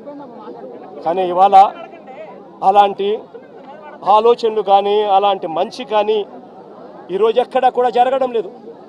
ఒక్క రైతు భరోసా కింద సొమ్ము కింద మాత్రమే జగనన్న ప్రభుత్వంలో వైఎస్ఆర్సీపీ ప్రభుత్వంలో 13,500 రూపాయలు చొప్పున ప్రతి రైతన్నకు ఇచ్చిన సొమ్మే 53,58,000 మంది రైతన్నలకు అక్షరాల 34,288 కోట్ల రూపాయలు ఒక్క రైతు భరోసా సొమ్మే. ఈ పెద్ద మంచి చంద్రబాబు నాయుడు ఏమన్నాడు? ఎన్నికలప్పుడు ఏమన్నాడు? తాను తన ఎమ్మెల్యేలు డోర్ టు డోర్ క్యాంపెయిన్ చేసేటప్పుడు ఏమన్నాడు? ఇంట్లోకి పోతే రైతన్న కండువా వేసుకొని ఇంట్లో నుంచి బయటకు వస్తూ ఉంటే ఏమన్నాడు? చంద్రన్న వస్తాడు 20,000 ఇస్తాడు. జగన్ అయితే 13,500 కదా, 20,000 ఇస్తాడు. అదే చిన్న చిన్న పిల్లలు కనపడితే ఏమనేవాడు? అదే ఇంట్లో చిన్న చిన్న పిల్లలు కనపడితే ఏమనేవాడు? నీకు 15,000 చిట్టి తల్లి ఇట్రామ్మా, ఇట్రా తల్లి, ఇటు ఇటు ఇటు ఇటు ఇటు ఇటు దగ్గరకు వచ్చి వచ్చాయి. దగ్గరకు వచ్చేయి ఇటు ఇటు ఇటు ఇటు ఇటు నీకు 15,000, ఇదిగో నీ తమ్ముడికి నీకు 15,000, అదిగో నీ తమ్ముడికి ఇంకో తమ్ముడి దగ్గరకు వచ్చినా నీకు కూడా 15,000, నీకు ఇంకో పాప నీకు కూడా 15,000. సంతోషమా అని చంద్రబాబు అనేవాడు. అదే జగన్ అయితే అమ్మఒడి కింద కేవలం అమ్మ ఖాతాలో 15,000 మాత్రమే వేస్తాడు. అదే చంద్రబాబు అయితే సూపర్ 6లో చెప్పాడు నీకు 15,000, నీకు 15,000, నీకు 15,000, నీకు 15,000 అని చెప్పాడు. అని పిల్లలను మోసం చేశాడు, అక్క చెల్లెమ్మలను మోసం చేశాడు. ఆ ఇంట్లో నుంచి వాళ్ళ అమ్మ బయటకు వస్తే వాళ్ళ అమ్మ, వాళ్ళ చిన్నమ్మ, ఇటువంటి వాళ్ళు ఎవరైనా బయటకు వస్తే, నీ పేరేం పేరు తల్లి? నందిని లాంటి తల్లి బయటకు వస్తే ఇంట్లో నుంచి ఆ తల్లిని చూపించి ప్రతి మహిళకు 18 సంవత్సరాలు నిండిన ప్రతి మహిళకు మా చంద్రన్న సూపర్ 6లో చెప్పాడు ప్రతి మహిళకు నెలకు 1,500 రూపాయలు చెప్పున సంవత్సరానికి 18,000. నీకు 18,000 చెల్లెమ్మ, నీకు 18,000, నీకు 18,000 అని ఆ ఇంట్లో నుంచి వచ్చిన ప్రతి ఒక్కరూ ఆ అమ్మకు, ఆ చిన్నమ్మకు, ఆ పెద్దమ్మకు అందరికీ నీకు 18,000, నీకు 18,000, నీకు 18,000 చెప్పాడు. అందరితో ఆగిపోయాడా? ఆ ఇంట్లో నుంచి 50 ఏళ్ళ పై చిలుకు గల మహిళ ఎవరైనా బయటకు వస్తే, మా అమ్మ వయసులో ఉన్న ఎవరైనా బయటకు వస్తే, మా అమ్మలంటమ్మ బయటకు వస్తే వీళ్ళకేమనేవాడు? జగన్ అయితే నీకు 18,000 ఇస్తాడు, మా చంద్రన్న అయితే నీకు 48,000 ఇస్తాడు అని చెప్పి అమ్మను మోసం చేశాడు. ఇంట్లో నుంచి ఒక 20 ఏళ్ళ పిల్లోడు బయటకు వస్తే ఏమనేవాడు? నీ పేరేం పేరమ్మా? ప్రకాష్. ఇట్లా ఇంట్లో నుంచి బయటకు వస్తే ఏమనేవాడు? ప్రకాష్ నీకు నెలకు 3,000, నీకు సంవత్సరానికి 36,000 నిరుద్యోగ వృత్తి నీకు ఇస్తాను. నేను అడుగుతా ఉన్నానయ్యా, ఎన్నికలు అయిపోయి 4 నెలలు అయిపోయింది, ప్రజలందరూ ఎదురు చూస్తూ ఉన్నారు. పిల్లలు బడులకు కూడా పోవడం మొదలుపెట్టాడు, బడులకు పోతా ఉన్నారు పిల్లలు. పోయింది, ఇంతకుముందు వచ్చే అమ్మఒడి పోయింది. వ్యవసాయం చేస్తూ ఉన్న రైతులు ఉన్నారు, ఇంతకుముందు వచ్చే రైతు భరోసా సొమ్ము పోయింది. ఇంతకుముందు చేయూత వచ్చేది, చేయూత పోయింది. 0 వడ్డీ పోయింది. ఆసరా ఇంతకుముందు జగన్ కరికరంతో అది కూడా మంచి చేశాడు, దాని గురించి అట్టాగా ఊసేయలేదు. నేను అడుగుతా ఉన్నా, ఇంత అన్యాయంగా ఒకవైపున అందరినీ మోసం చేస్తూ, మరోవైపున వాళ్ళ స్కూళ్ళకు వెళ్ళేటప్పుడు వాళ్ళ స్కూళ్ళల్లో వాళ్ళు తినే వాళ్ళ గోరుముద్ద ఈరోజు నిర్వీర్యమైపోయింది. ఈరోజు గోరుముద్ద కోసం మంచి తిండి లేక పిల్లలు ఈరోజు హాస్పిటలైజ్ అవుతున్నారు, స్ట్రైకులు చేస్తూ ఉన్నారు. గోరుముద్ద ఈ పిల్లల్ని గాలికి ఎగిరిపోయింది. ఈ పిల్లలకు సంబంధించిన నాడు నేడు ఆగిపోయింది. ఈ పిల్లలకు ఇంగ్లీష్ మీడియం చెప్పే టోఫుల్ క్లాసులు, 3వ తరగతి నుంచి చెప్పే టోఫుల్ క్లాసులు ఆపేశారు. ఈ పిల్లలకు తల్లులకు ఇవ్వాల్సిన అమ్మఒడి పూర్తిగా ఎగిరిపోయింది. వైద్యం చూసి మార్చిలో ఎన్నికల కోడ్ వచ్చేసింది, అంతే. జనవరి నుంచి ఇప్పటిదాకా 2,000 కోట్ల పైచిలకు ఆరోగ్యశ్రీ బిల్లులు పెండింగ్. ఆరోగ్య ఆసరా ఊసేలేదు. 104, 108కి సంబంధించిన జీతాలు చంద్రబాబు ముఖ్యమంత్రి అయిన తర్వాత వాళ్ళకు జీతాలు రాలా. నీ పేరేం పేరు? సుధీర్ లాంటి ఎవరైనా పిల్లోడు, ఇంజనీరింగ్ చదువుతా ఉన్న పిల్లోడు ఎవరైనా, డిగ్రీ చదువుతా ఉన్న పిల్లోడు ఎవరైనా కనిపిస్తే ఆ పిల్లాడికి జగన్ ప్రభుత్వంలో విద్యా దీవెన కింద ప్రతి 3 నెలలకు ఒకసారి, 3 నెలలు అయిపోయిన వెంటనే సుధీర్కు వాళ్ళ తల్లి ఖాతాల్లోనూ, సుధీర్ బ్యాంక్ అకౌంట్ ఖాతాల్లోనూ, జాయింట్ అకౌంట్లో వెంటనే విద్యా దీవెన కింద ఫీజులకు సంబంధించిన సొమ్ము పడిపోయింది. ఈరోజు ఏమైతా ఉంది? జనవరి, ఫిబ్రవరి, మార్చికి సంబంధించిన క్వార్టర్కి సంబంధించి విద్యా దీవెన ఎగిరిపోయింది. ఏప్రిల్, మే, జూన్కు సంబంధించిన క్వార్టర్కి సంబంధించి విద్యా దీవెన ఎగిరిపోయింది. జూలై, ఆగస్ట్, సెప్టెంబర్కి సంబంధించిన విద్యా దీవెనకు సంబంధించిన క్వార్టర్కి సంబంధించిన విద్యా దీవెన కూడా ఎగిరిపోయింది.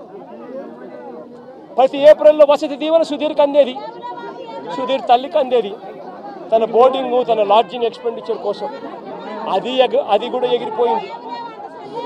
ప్రతి పథకము జగన్ హయాంలో, వైఎస్ఆర్సీపీ ప్రభుత్వంలో ఏ పథకం కోసము ఎవరు లంచాలు ఇవ్వాల్సిన పని లేకుండా ప్రతి పథకము డోర్ డెలివరీ జరిగింది. పెన్షన్ కావాలన్నా డోర్ డెలివరీ, పథకం కావాలన్నా డోర్ డెలివరీ, రేషన్ బియ్యం కావాలన్నా డోర్ డెలివరీ జరిగింది. ఈరోజు ఏం జరుగుతూ ఉంది? ఈరోజు పెన్షన్ కావాలన్నా, ఇవ్వని పథకాలను సైతం లంచాలు తీసుకోవాలన్నా, పెన్షన్ కావాలన్నా కూడా ఈరోజు జన్మభూమి కమిటీకి సంబంధించిన తెలుగుదేశం పార్టీకి సంబంధించిన నాయకుల ఇంట్లో సచివాలయ సిబ్బంది అక్కడికి పోయి ఆ నాయకుడి ఇంట్లో పెన్షన్లు పంచుతారు. మేము ఎందుకయ్యా తెలుగుదేశం పార్టీ నాయకుల ఇంటికి మేము ఎందుకు పోవాలి అనేవాడు 2 నెలలు అలా రాకపోతే పెన్షన్ కట్ జరుగుతూ ఉందా లేదా? నేను అడుగుతా ఉన్నా. ప్రతి విషయంలోనూ అబద్ధం. గవర్నెన్స్ పూర్తిగా గాలికి ఎగిరిపోయింది.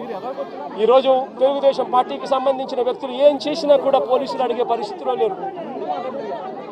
ఎవరైనా పోలీస్ స్టేషన్కి వెళ్ళి కేసు పెడితే చాలు రివర్సు, కేసు పెట్టిన వ్యక్తి మీద రివర్స్ కేసులు పెట్టే పరిస్థితి ఈరోజు ఉంది. ఈరోజు రాష్ట్రంలో అతలాకుతలమైన పరిస్థితుల మధ్య ఈరోజు రాష్ట్రం పరిపాలన జరుగుతూ ఉంది. ఆశ్చర్యం కలిగించే విషయాలను అడుగుతా ఉన్నా. దారి పొడుగున ఈరోజు వచ్చేటప్పుడు అడిగిన మీ గ్రామానికి సంబంధించి వరదలో మీరంతా ముంపులో ఉన్నారు. వరుసగా మీకు ఫ్లడ్ అలర్ట్స్ ఉన్నాయి. 1వ తారీఖు నుంచి 9వ తారీఖు దాకా నీళ్లు విపరీతంగా ఉంటాయని చెప్పి తెలుసు. రిపోర్ట్లు ఉన్నాయి మీ దగ్గర. మరి వీళ్ళందరికీ కూడా రిలీఫ్ సెంటర్లకు షిఫ్ట్ చేయాలనా లేదా? వీళ్ళందరినీ రిలీఫ్ సెంటర్లకు షిఫ్ట్ చేయాలనా లేదా? అడగండి వీళ్ళందరినీ. వీళ్ళలో ఎవరినైనా ఒక్కరినైనా రిలీఫ్ సెంటర్లకు షిఫ్ట్ చేశారా? ఎవరైనా వాళ్ళందరినీ చూసుకున్నారా? ఎవరైనా వాళ్ళకు మెయిల్ చేశారా? ఇరిగేషన్ సెక్రటరీ చేయాల్సిన ఫ్లడ్ కుషన్ మేనేజ్మెంట్ చేయరు. రెవెన్యూ సెక్రటరీ చేయాల్సిన రిలీఫ్ క్యాంపులు ఏర్పాటు చేయరు. హోమ్ సెక్రటరీ చేయాల్సిన లోతట్టు ప్రాంతంలో ఉన్న షిఫ్టింగ్ చేయాల్సిన మనుషులు షిఫ్ట్ చేయరు. మరి ఏ రకంగా ఈ పరిపాలన సాగుతూ ఉంది అన్నది ఆలోచన చేయమని చెప్పి ప్రతి ఒక్కరిని కూడా విజ్ఞప్తి చేస్తూ ఉన్నా. ఇలాంటి దారుణమైన పాలన ఖచ్చితంగా పోవాలి. ప్రజలందరికీ కూడా ఈ 4 నెలల్లోనే అర్థమవుతా ఉంది. చంద్రబాబు నాయుడు గారు లాంటి అన్యాయస్తుడు తాను చేసిన మోసాలు, తాను చెప్పిన అబద్ధాలు మోసాల కింద మారుతూ ఉన్నాయి. మోసాల నుంచి ప్రజల్లో కోపం పుడుతూ ఉంది. ఆ ప్రజల కోపం పెంచుకొని ప్రజలు రోడ్ల మీదకి వచ్చి చంద్రబాబు ప్రభుత్వానికి వ్యతిరేకంగా తిరగబడే రోజు కూడా దగ్గరలో ఉంది. అది జరగకూడదు అని చంద్రబాబు నాయుడు రెడ్ బుక్ పాలన సాగిస్తూ ఉన్నా కూడా అవి ఎక్కువ రోజులు ప్రజలను అలా నిర్బంధించలేరు. ప్రజలు ఖచ్చితంగా తిరగబడతారు అని కూడా ఈ సందర్భంగా క్రాప్ ఇన్సూరెన్స్ ప్రీమియం మీరు చెప్పినట్టుగా ప్రాబ్లం కట్టలేదు. పొలాలు మునిగిపోయినాయి. ఎన్యూమరేషన్ స్టార్ట్ కాలేదు. మరి వాళ్ళకి ప్రీమియం వస్తుందా? ఇన్సూరెన్స్ వస్తుందా రాదా? రాదు కాబట్టే కదా నేను అడిగేది. అందుకని బాధపడుతూ నేను చంద్రబాబు నాయుడు బుద్ధి ఉందా, జ్ఞానం ఉందా అని చెప్పి చంద్రబాబు నాయుడుని తిడుతున్నాను. చంద్రబాబు నాయుడు ప్రశ్నిస్తున్నాను. ఎందుకు కట్టడం లేదని అడుగుతా ఉన్నాను. ఎందుకు చేయడం లేదని అడుగుతా ఉన్నాను. ఈ క్రాప్ ఫస్ట్ దానికి చేయాలి అని అంటే ఫస్ట్ ఈ క్రాప్ చేయాలి. మీ గ్రామంలో ఈ క్రాప్ జరుగుతూ ఉందా నువ్వే చెప్పు. నీ గ్రామంలో ఈ క్రాపే జరగనప్పుడు ఇక ఏ రకంగా ఇన్సూరెన్స్ అంటే ఇన్సూరెన్స్ ఎగనామా పెడుతున్నట్టే కదా. ఈ క్రాపే జరగనప్పుడు ఇక దీనికి ఇన్పుట్ సబ్సిడీకి సంబంధించి నీకు ఏ రకంగా నీకు సొమ్మిస్తాడు? తెలుగుదేశం పార్టీకి సంబంధించిన వాడు ఎవడైతే రాసుకుంటాడో, నీ పేరేం పేరు? సాంబా అంటే వైసీపీనో లేకపోతే న్యూట్రల్లో అయితే రాదు. ఒక నిమిషం. ప్రకాష్ ఏమన్నా తెలుగుదేశం అని అనుకో, ప్రకాష్ టిక్. ఈ క్రాప్ లేదు, పారదర్శకత లేదు, ఇన్సూరెన్స్ ఎట్టాగు లేదు, ఇన్పుట్ సబ్సిడీ కూడా ఇప్పటి వరకు వీళ్ళకి కావాల్సిన ప్రకారం వీళ్ళకి కావాల్సినోనికి నచ్చినోనికి ఇస్తారు, నచ్చినోనికి జిల్లా స్థాయి అధికారులు కలెక్టర్ కానీ రెవెన్యూ అధికారులు కానీ వచ్చి పంట నష్టవేసిన దాఖలాలు లేవు. ఒక పిఠాపురం కాకినాడ నియోజకవర్గం కాదు, జిల్లానే కాదు, అటు కోనసీమలో కూడా దాదాపు 3వసారి వరదైనా సరే ఎక్కడ కూడా పట్టించుకోవట్లేదు అనేది ప్రజలు చెప్తున్నారు. అదే కదా చెప్తా ఉన్నా. బాని పేరేం పేరు? సత్య. అదే సత్య నేను చెప్తా ఉన్నాను. ప్రభుత్వం స్పందించడం లేదనే కదా నేను చెప్పేది. ప్రభుత్వం అంతా ఫోటోలకు పరిమితం అవుతా ఉంది. చంద్రబాబు నాయుడు అనే వ్యక్తి టోటల్గా డ్రామా ఆర్టిస్ట్ అయిపోయినాడు. మామూలుగా పవన్ కళ్యాణ్ సినిమా స్టార్, కానీ ఇక్కడ కాదు. పాపం ఆయన కొత్తగా వచ్చాడు, పాపం ఆయనకి ఏం తెలిసినట్టు లేదు. కానీ చంద్రబాబు నాయుడు పవన్ కళ్యాణ్ మించిపోయినాడు. ఆయన సినిమా ఆర్టిస్ట్ అయితే ఈయన డ్రామా ఆర్టిస్ట్. గత ప్రభుత్వ నిర్లక్ష్యం వల్ల ఏలేరు ఆధునీకరణ చేశారు. రీటెండరింగ్ పేరుతో నిధులు ప్రకటించినప్పటికీ ఎక్కడ కూడా నిధులు ఇవ్వలేదని ఆరోపిస్తున్నారు. పేరేం పేరు అన్న? అదే ప్రకాష్ నేను చెప్పేది. కనీసం మా హయాంలో 2000 వాళ్ళు Chandrababu Naidu already revise estimate చేసినాడు స్వామి 295 కోట్ల రూపాయలకు. అది ఉంది, జరుగుతూ ఉంది.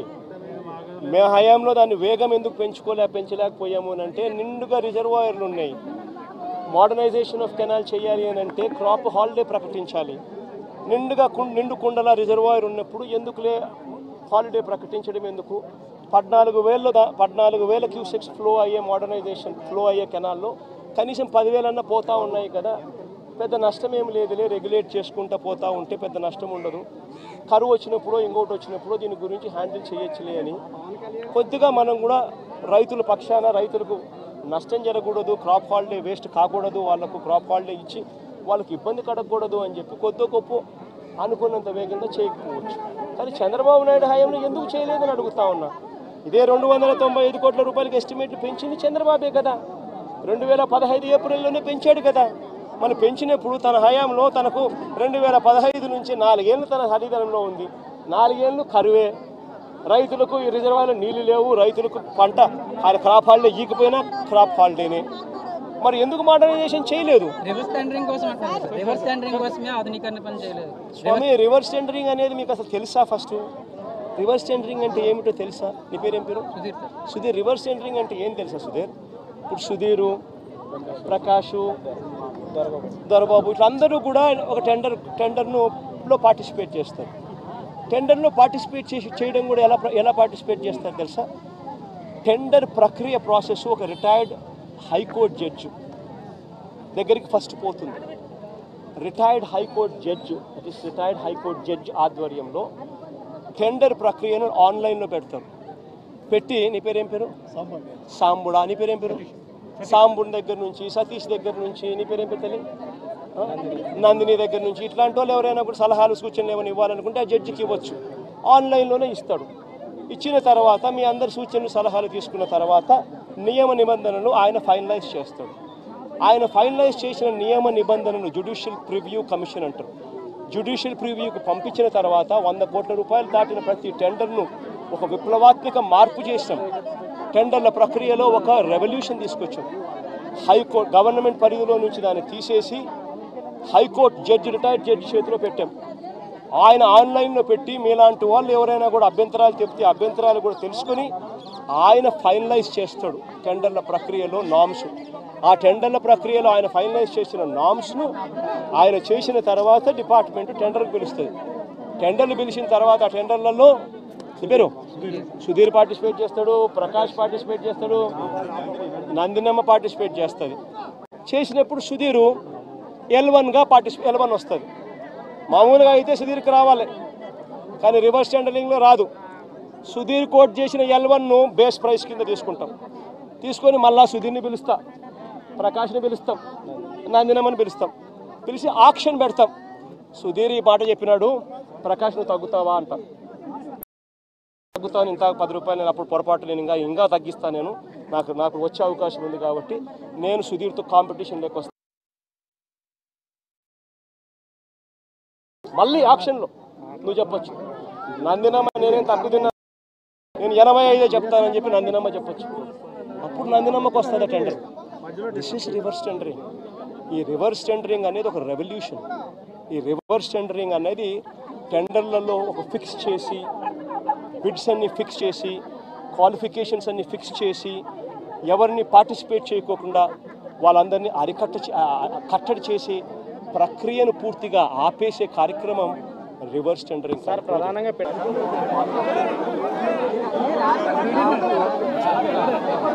రిజర్వాయర్కి సంబంధించి ఇక్కడ జరిగిన పరిణామాలు, ఇక్కడ జరిగిన రిజర్వాయర్కి సంబంధించిన రెగ్యులేషన్ కూడా ఒకసారి గమనించినట్టయితే మళ్ళీ మనందరికీ కూడా గుర్తుకొచ్చేది ఏమిటి అని అంటే, సాక్షాత్తు గతంలో మనం ఏదైతే చూసామో విజయవాడ ఏ మాదిరిగా అయితే అతలాకుతలమైందో అదే రకమైన మోడస్ ఆపరాండా, అదే రకమైన నిర్లక్ష్యం ఈరోజు ఏలూరు రిజర్వాయర్కు సంబంధించిన వాటర్ మేనేజ్మెంట్ పరిస్థితి చూసినా అదే గుర్తుకొస్తుంది. కారణం ఏమిటి అని అంటే, సైక్లోన్ వస్తుంది, డీప్ డిప్రెషన్ కింద కన్వర్ట్ అవుతుంది, భారీగా వర్షాలు పడతాయి అని రాష్ట్ర ప్రభుత్వానికి ఇన్ఫర్మేషన్ ఉంది. రాష్ట్ర ప్రభుత్వానికి 31వ తారీఖునే ఈ రకమైన ఇన్ఫర్మేషన్ రాష్ట్ర ప్రభుత్వానికి ఉంది. ఐఎండి వాళ్ళు రాష్ట్ర ప్రభుత్వానికి ఇన్ఫార్మ్ చేసినారు, అలర్ట్ చేసినారు. అలర్ట్ చేసేసరికి ఏ ప్రభుత్వమైనా కూడా ఏం చేయాలి, దానికి రివ్యూ తీసుకోవాలి, చీఫ్ సెక్రటరీని పిలిపించాలి, ఇరిగేషన్ సెక్రటరీని దాంట్లో భాగస్వామ్యం చేయాలి, ఏ ప్రాంతాల్లో వర్షాలు పడతాయి అని ఇన్ఫర్మేషన్ మనకున్న నేపథ్యంలో ఆయా జిల్లా కలెక్టర్లను కూడా వీడియో కాన్ఫరెన్స్లలో భాగంగా తీసుకోవాలి. ఆయా ఏరియాలకు స్పెషల్ కలెక్టర్లను, స్పెషల్ ఆఫీసర్లను, ఐఏఎస్ ఆఫీసర్లను మళ్ళీ పంపించాలి. రెవెన్యూ సెక్రటరీ కూడా పార్టిసిపేట్ చేయాలి, హోమ్ సెక్రటరీ కూడా ఆ రివ్యూలో పార్టిసిపేట్ చేయాలి. అలా చేసినప్పుడు ఇరిగేషన్ సెక్రటరీ కలెక్టర్లతో తాను మమేకమైపోయి ఏలేరు రిజర్వాయర్లో ఏ స్థాయిలో నీళ్లున్నాయి, వర్షాలు ఏ స్థాయిలో పడబోతా ఉన్నాయి, ఏ స్థాయిలో నీళ్ల ఇన్ఫ్లో రాబోతా ఉంది, ఆ వచ్చేది ఏలేరు రిజర్వాయర్లో పడినప్పుడు ఆ ఏలేరు రిజర్వాయరు ఆ నీటిని రెగ్యులేట్ చేయగలుగుతుందా,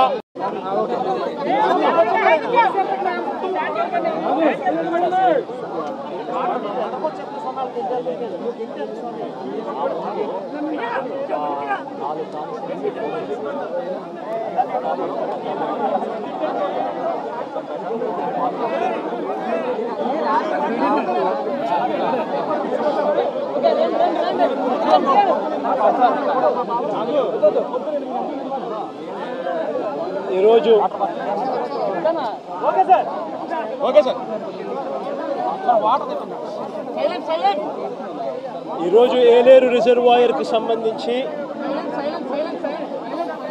ఇక్కడ జరిగిన పరిణామాలు, ఇక్కడ జరిగిన రిజర్వాయర్కి సంబంధించిన రెగ్యులేషన్ కూడా ఒకసారి గమనించినట్టయితే మళ్ళీ మనందరికీ కూడా గుర్తుకొచ్చేది ఏమిటి అని అంటే, సాక్షాత్తు గతంలో మనం ఏదైతే చూసామో విజయవాడ ఏ మాదిరిగా అయితే అతలాకుతలమైందో అదే రకమైన మోడస్ ఆపరాండా, అదే రకమైన నిర్లక్ష్యం ఈరోజు ఏలూరు రిజర్వాయర్కు సంబంధించిన వాటర్ మేనేజ్మెంట్ పరిస్థితి చూసినా అంతే అదే గుర్తుకొస్తుంది. కారణం ఏమిటి అని అంటే, సైక్లోన్ వస్తుంది, డీప్ డిప్రెషన్ కింద కన్వర్ట్ అవుతుంది, భారీగా వర్షాలు పడతాయి అని రాష్ట్ర ప్రభుత్వానికి ఇన్ఫర్మేషన్ ఉంది. రాష్ట్ర ప్రభుత్వానికి 31వ తారీఖునే ఈ రకమైన ఇన్ఫర్మేషన్ రాష్ట్ర ప్రభుత్వానికి ఉంది. ఐఎండి వాళ్ళు రాష్ట్ర ప్రభుత్వానికి ఇన్ఫార్మ్ చేసినారు, అలర్ట్ చేసినారు. అలర్ట్ చేసేసరికి ఏ ప్రభుత్వమైనా కూడా ఏం చేయాలి, దానికి రివ్యూ తీసుకోవాలి,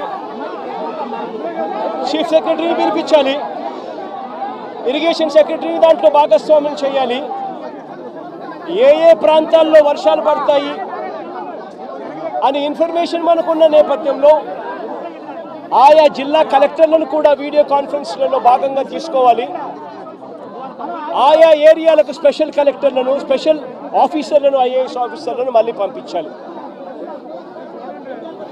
రెవెన్యూ సెక్రటరీ కూడా పార్టిసిపేట్ చేయాలి, హోమ్ సెక్రటరీ కూడా ఆ రివ్యూలో పార్టిసిపేట్ చేయాలి. అలా చేసినప్పుడు ఇరిగేషన్ సెక్రటరీ కలెక్టర్లతో తాను మమేకమైపోయి ఏలేరు రిజర్వాయర్లో ఏ స్థాయిలో నీళ్లున్నాయి, వర్షాలు ఏ స్థాయిలో పడబోతా ఉన్నాయి, ఏ స్థాయిలో నీళ్ల ఇన్ఫ్లో రాబోతా ఉంది, ఆ వచ్చేది ఏలేరు రిజర్వాయర్లో పడినప్పుడు ఆ ఏలేరు రిజర్వాయరు ఆ నీటిని రెగ్యులేట్ చేయగలుగుతుందా, బ్యాలెన్స్ చేయగలుగుతుందా అన్న ఫ్లడ్ కుషన్ను ఏలేరు రిజర్వాయర్లో మెయింటైన్ చేయాల్సిన బాధ్యత ఇరిగేషన్ సెక్రటరీది, కలెక్టర్లది. చంద్రబాబు నాయుడు గారికి జ్ఞానోదయం అయి ఉండింటే కొద్దో గొప్ప చంద్రబాబు నాయుడు గారికి మనుషులకు సంబంధించిన మానవతా దృక్పథానికి సంబంధించిన విలువలు తెలుసుంటే తాను ఒక స్పెషల్ ఆఫీసర్ని కూడా, ఐఏఎస్ ఆఫీసర్ని కూడా వేసి వీటిని సూపర్వైజ్ చేస్తాడు. కానీ అన్ఫార్చునేట్గా ఏం జరిగింది? అన్ఫార్చునేట్గా ఇంత ఇన్ఫర్మేషన్ ఉన్నప్పటికీ కూడా ఏలేరు రిజర్వాయర్లో సైక్లోన్ వస్తూ ఉంది, ఆ ప్రాంతానికి అది డీప్ డిప్రెషన్గా మారుతుంది, భారీ వర్షాలు కురుస్తాయి అని చెప్పి తెలిసి ఉన్నా కూడా రిజర్వాయర్లకు సంబంధించిన ఫ్లడ్ కుషన్ మేనేజ్మెంటు పూర్తిగా గాలికి వదిలేశారు. నేను అడుగుతా ఉన్నాను ఇదే మంచి చంద్రబాబు చంద్రబాబు నాయుడు గారిని, దాదాపుగా Yeleru reservoir full reservoir capacity దాదాపుగా 22-23 టీఎంసీలు దాదాపుగా పెట్టుకునే పరిస్థితి ఉంటే అప్పటికే దాదాపుగా ఆ రోజుకు 31వ తారీఖు ఆ రోజుకు దాదాపుగా 18 టీఎంసీల మేరకు నీళ్ళు ఆల్రెడీ ఉన్నాయి. మరి ఫ్లడ్ కుషన్ ఖచ్చితంగా దాన్ని మెయింటైన్ చేస్తూ అడుగులు వేయాలా లేదా? కానీ వీళ్ళంతా ఏం చేశారు? సెప్టెంబర్ 1వ తారీఖున ఏలేరు రిజర్వాయర్లో ఇన్ఫ్లో క్యాచ్మెంట్, ఏలేరు రిజర్వాయర్కు సంబంధించిన క్యాచ్మెంట్ చూస్తే సెప్టెంబర్ 1వ తారీఖున ఏలేరు రిజర్వాయర్కు 9,950 క్యూసెక్లు ఇన్ఫ్లో వచ్చింది.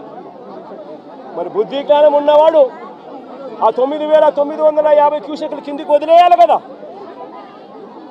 ఎందుకనంటే ఏలేరు రిజర్వాయర్ కింద అవుట్ఫ్లో కెనాల్ కెపాసిటీ, అవుట్ఫ్లో కాలువ కెపాసిటీ 14,000 క్యూసెక్స్కు కాలువ కెపాసిటీ ఉంది. కాబట్టి ఆ వచ్చిన 9,950 క్యూసెక్స్ కిందికి వదిలేయాలి కదా. వదిలేస్తే నీ ఫ్లడ్ కుషన్ అనేది నువ్వు మెయింటైన్ చేయగలుగుతావు. పైనుంచి నీళ్లు వచ్చినప్పుడు ఆ నీళ్లను రెగ్యులేట్ చేస్తూ కిందికి వదలగలుగుతాం. కానీ 9,900 క్యూసెక్స్ 9,950 క్యూసెక్స్ ఏలేరు రిజర్వాయర్లోకి ఇన్ఫ్లో వస్తే సెప్టెంబర్ 1వ తారీఖున ఏలేరు రిజర్వాయర్ నుంచి బయటికి నీళ్ళు ఎంత పంపారో తెలుసా? అవుట్ఫ్లో కేవలం 300 క్యూసెక్స్. సెప్టెంబర్ 2వ తారీఖున 7,033 క్యూసెక్లు ఏలేరు రిజర్వాయర్కి ఇన్ఫ్లో వస్తే వీళ్ళు బయటికి ఎంత పంపించారో తెలుసా? కేవలం మళ్ళీ 300 క్యూసెక్స్. సెప్టెంబర్ 3వ తారీఖున మళ్ళీ ఏలేరు రిజర్వాయర్కి ఇన్ఫ్లో 4,991 క్యూసెక్లు వస్తే వీళ్ళు బయటకు పంపించింది ఎంతో తెలుసా? కేవలం మళ్ళీ 300 క్యూసెక్లు మాత్రమే. సెప్టెంబర్ 4వ తారీఖున 5,045 క్యూసెక్లు వస్తే వీళ్ళు బయటకు పంపించింది కేవలం 300 క్యూసెక్లు. ఈ మాదిరిగా రిజర్వాయర్ను రెగ్యులేట్ చేయాల్సిన కార్యక్రమం చేయకుండా canal carrying capacity, outflow capacity of the canal ఎటువంటి ముంపుకు గురి కానికుండా 14,000 క్యూసెక్స్ను పంపించగలిగే పరిస్థితి ఉన్నా సరే, మోడర్నైజేషన్ కాస్త కూస్తో సరిగ్గా జరగలేదు కాబట్టి 14 కాకపోతే దాన్ని 10,000 వేసుకోండి. కనీసం 10,000 క్యూసెక్లైనా కనీసం ఎటువంటి ముంపుకు కూడా గురి కాకుండా పంపించే పరిస్థితి ఉన్నా కూడా వీళ్ళు ఏం చేశారు? పైనుంచి నీళ్లు వస్తూ ఉన్నా కూడా ఏమాత్రం కూడా లెక్క పెట్టకుండా నిర్లక్ష్య వైఖరితో కేవలం 300 క్యూసెక్లు మాత్రమే మొదలుపెట్టారు. ఇలా వదిలిపెడుతూ ఏకంగా 9వ తారీఖు వచ్చేసరికి రిజర్వాయర్లలో స్టోరేజ్ కెపాసిటీ పూర్తిగా నిండిపోయింది. స్టోరేజ్ కెపాసిటీ పూర్తిగా నింపేశారు. వదలాల్సింది పోయి, మెయింటైన్ చేయాల్సింది పోయి పూర్తిగా నింపేశారు. నింపేసరికి 9వ తారీఖున 45,335 క్యూసెక్లు నీళ్లు ఏలేరు రిజర్వాయర్కి ఇన్ఫ్లో వస్తే వీళ్ళు గత్యంతరం లేక రిజర్వాయర్ కెపాసిటీ పూర్తిగా నిండిపోయింది కాబట్టి కిందికి 21,500 క్యూసెక్లు కిందికి నీళ్ళు వదిలేశారు. మరుసటి రోజు సెప్టెంబర్ 10వ తారీఖున 26,134 క్యూసెక్లు నీళ్లు ఏలేరు రిజర్వాయర్కి వస్తే ఏకంగా 27,275 క్యూసెక్లు నీళ్లు కిందకు వదిలేశారు. నేను అడుగుతా ఉన్నా మిమ్మల్ని, ఇది మ్యాన్ మేడ్ ఫ్లడ్ కాకపోతే ఏమిటయ్యా అని చెప్పి. నేను చెప్పేటివన్నీ కూడా వాస్తవాలు. మీ ఏలేరు రిజర్వాయర్ నుంచి వచ్చిన డేటా ఇది. నిజంగా ఒక బాధ్యత లేని ప్రభుత్వం, ప్రజల పట్ల ఏమాత్రం కూడా మానవత్వం చూపని ప్రభుత్వం, వరదలు వస్తే కనీసం ఎలా హ్యాండిల్ చేయాలనో కూడా కనీసం ఇంకిత జ్ఞానం కూడా లేని ఈ ప్రభుత్వాన్ని ఏమనాలి అని చెప్పి మీరే ఆలోచన చేయమని నేను కోరుతా ఉన్నా. ఇంకొక విషయం కూడా చెప్పదలుచుకున్నా. ఇదే మనిషి చంద్రబాబు నాయుడు గారు అబద్ధాలు చెప్పడంలో గోబెల్స్కు చంద్రబాబు నాయుడు గారు ఏకంగా తమ్ముడు వరుస అవుతాడు. గోబెల్స్కు చంద్రబాబు నాయుడు తమ్ముడు వరుస అవుతాడు. అబద్ధాలు చెప్పడంలో చంద్రబాబు నాయుడు గారి పరిస్థితి, కెపాసిటీ ఏమిటి అని అంటే, అబద్ధాలను తాను మ్యానుఫ్యాక్చర్ చేయగలుగుతాడు, చేయడంలో దిట్ట. ఆ అబద్ధాన్ని, ఆ మ్యానుఫ్యాక్చర్ చేసిన అబద్ధాన్ని అమ్మగలిగిన కెపాసిటీ కూడా ఎవరికైనా ఉంది ఈ ప్రపంచంలో అని అంటే అది ఒక్క చంద్రబాబుకు మాత్రమే ఉంది. ఆ చంద్రబాబుకు వంత పాడే ఆ ఈనాడు, ఆ ఆంధ్రజ్యోతి, ఆ TV5 వీళ్ళకు మాత్రమే అటువంటి దుర్మార్గమైన కెపాసిటీస్ ఉన్నాయి. ఎందుకు ఈ విషయం చెప్తా ఉన్నానంటే, ఇవన్నీ కూడా నేను చెప్పినట్టు వాస్తవం. ఒకవైపున ఈ వాస్తవం ఉంటే, ఏలేరు ఆధునీకరణ గురించి చంద్రబాబు నాయుడు గారు మరో చక్కటి అబద్ధం ఆడాడు. అసలు ఏలేరు ఆధునీకరణ, మోడర్నైజేషన్ ఆఫ్ కెనాల్, ఇది మామూలుగా ఒక కెనాల్ను మోడర్నైజ్ చేయాలి అని అంటే ఎప్పుడైనా కూడా ఎప్పుడు అవకాశం ఉంటుంది, ఎప్పుడు వెసులుబాటు ఉంటుందనంటే ఆ కెనాల్లో నీళ్లు ఆపగలిగినప్పుడు, నీళ్లు పారనప్పుడు, లేకపోతే క్రాప్ నీళ్లు డ్యామ్లో నీళ్లు ఉన్నా కూడా చేయాలని అనుకుంటే క్రాప్ హాలిడే డిక్లేర్ చేస్తే తప్ప మోడర్నైజేషన్ కార్యక్రమాలు చేయలేము. 2008 నుంచి ఏలేరు మోడర్నైజేషన్ కార్యక్రమం జరుగుతూనే ఉంది. కొత్తగా చంద్రబాబు నాయుడు గారు చేసేదేమీ లేదు, చేసింది లేదు. 2008లో ఆ దివంగత ప్రీతమ నాయకుడు రాజశేఖర రెడ్డి గారు ఏలేరు రిజర్వాయర్కు సంబంధించి నాన్నగారు మోడర్నైజేషన్కు శ్రీకారం చుట్టాడు. అప్పట్లో 138 కోట్ల రూపాయలు కేటాయిస్తూ ఆ దివంగత నేత ప్రీతమ నాయకుడు రాజశేఖర రెడ్డి గారు నాన్నగారు ఏలేరు కెనాల్కు సంబంధించిన మోడర్నైజేషన్ కార్యక్రమం చేపట్టాడు.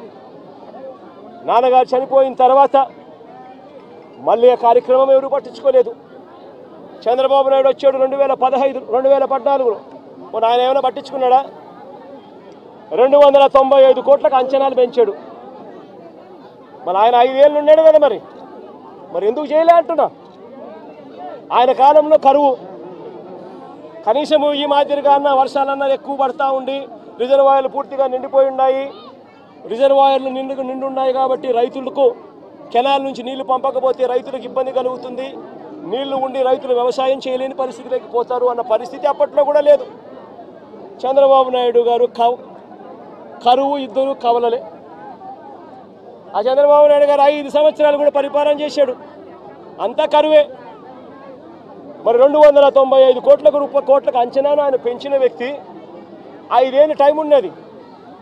2015 ఏప్రిల్లో అంచనా వ్యయాన్ని 295 కోట్లకు కమిషన్ల కోసం పెంచాడు.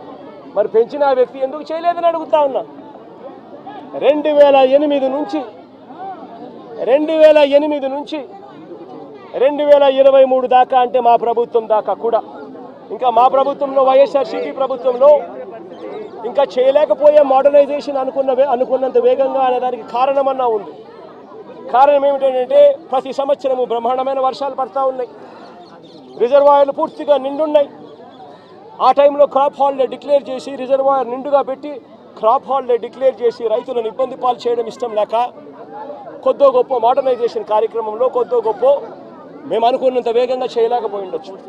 కానీ చంద్రబాబు నాయుడు గారి హయాంలో అంత కరువే ఉన్నప్పుడు ఆయన ఎందుకు చేయలేదని అడుగుతా ఉన్నా. ఆ 5 సంవత్సరాలు ఏమాత్రం చేశాడని అడుగుతా ఉన్నా. 2008 ఆ దివంగత నేత ప్రీతమ నాయకుడు రాజశేఖర రెడ్డి గారి హయాం నుంచి 2023-24 జగన్మోహన్ రెడ్డి గారి హయాం వరకు, జగన్ హయాం దాకా మధ్యలో చంద్రబాబు హయాంతో కూడా కలుపుకుంటే కూడా ఇది కెనాల్ మోడర్నైజేషన్ కాబట్టి పంటలు అప్పుడప్పుడు ఆపుకుంటూ క్రాప్ హాలిడే డిక్లేర్ చేస్తూనే మోడర్నైజేషన్ చేయాల్సి వస్తుంది ఒకవేళ రిజర్వాయర్లో నీళ్లు ఉన్న పరిస్థితి అయితే.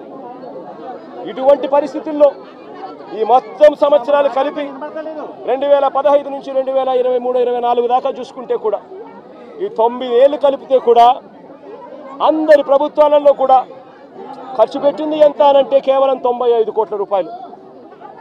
మరి నేను అడుగుతా ఉన్నా, మరి ఇది ఏమాత్రం ఇంకిత జ్ఞానం ఉన్న ఈ చంద్రబాబు నాయుడు గారు ఈ మాదిరిగా అబద్ధాలు ఆడడం ధర్మమేనా అని అడుగుతా ఉన్నా.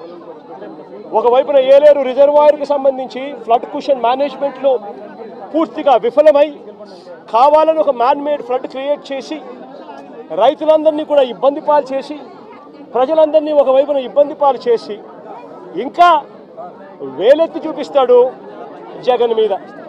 నేను అడుగుతా ఉన్న చంద్రబాబు నాయుడు గారు ప్రభుత్వం వచ్చి దాదాపు 4 నెలలు అయిపోయింది. ఇప్పటికైనా కూడా చంద్రబాబు నాయుడు గారి హయాంలో ఏదన్నా జరుగు, ఎక్కడన్నా జరుగు, ఏమన్నా జరుగు, దానికి కారణం జగన్ అంటాడు. ఎక్కడేమన్నా జరుగు కారణం జగన్. విజయవాడలో వరదలు వచ్చినా జగన్, ఏలే రిజర్వాయర్ వచ్చినా జగన్, ఆంధ్ర రాష్ట్రంలో కోవిడ్ వచ్చినా జగన్. చంద్రబాబు నాయుడు గారి హయాంలో చంద్రబాబు నాయుడు గారు ఏమి చేయలేకపోయినా కారణం జగన్ జగన్ జగన్ జగన్ జగన్ జగన్.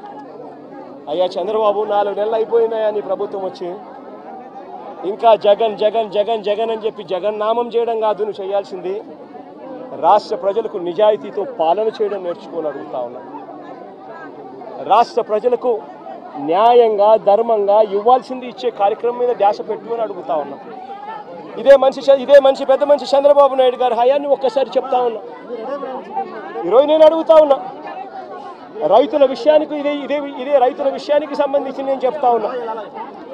ఇదే పెద్ద మనిషి చంద్రబాబు నాయుడు గారి హయాంలో ఒక్కసారి పరిస్థితి ఎలా ఉంది అని గమనించమని అడుగుతా ఉన్నా. ఇంతవరకు ఈరోజు ఈ క్రాప్ కార్యక్రమం జరగడంలా ఆర్బీకే వ్యవస్థ పూర్తిగా నిర్వీర్యమైపోయింది. సచివాలయాలలో ఈరోజు పూర్తిగా నిర్వీర్యం చేసి సచివాలయాలను వదిలేశారు. వాలంటీర్ వ్యవస్థ కనుమరుగైపోయింది. రైతులకు ఇవ్వాల్సిన ఉచిత పంటల బీమా గాలికి వదిలేశాడు. రైతుల తరపున కట్టాల్సిన ఇన్సూరెన్స్ ప్రీమియం కట్టకుండా వదిలేశాడు. నేను అడుగుతా ఉన్నాను ఇదే పెద్ద మనిషి చంద్రబాబు నాయుడు గారిని, ఈ క్రాప్ ఏమైందయ్యా అని అడుగుతా ఉన్నాను.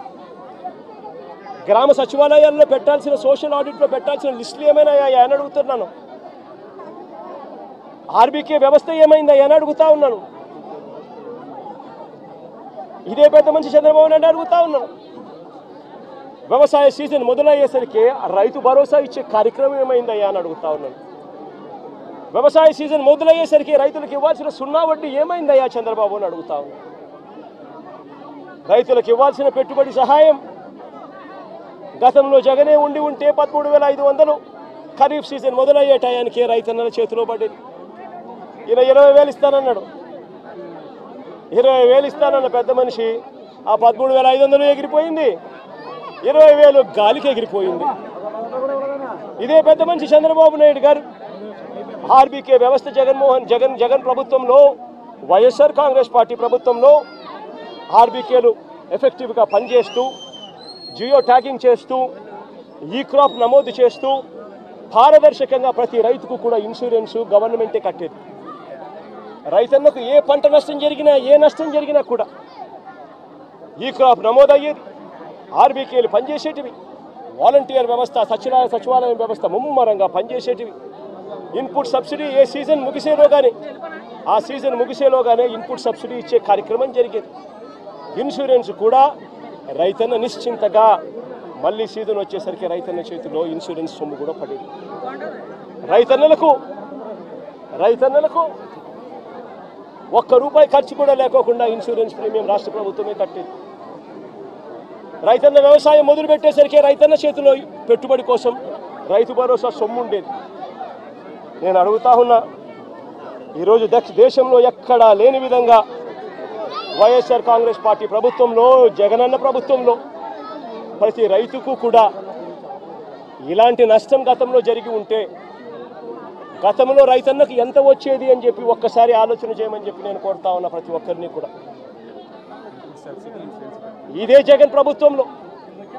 జగన్ ప్రభుత్వంలో జరిగి ఉంటే రైతన్నకు ఏమేం మేలు జరిగి ఉండేటివే తెలుసా? ఈ పాటికే రైతన్నకు సీజన్ స్టార్ట్ అవుతూనే, ఖరీఫ్ సీజన్ స్టార్ట్ అవుతూనే రైతన్నకు రైతు భరోసా కింద, పెట్టుబడి సహాయం కింద రైతన్న చేతిలో 13,500 రూపాయలు రైతన్నకు భరోసా ఇస్తూ నిలబడేది.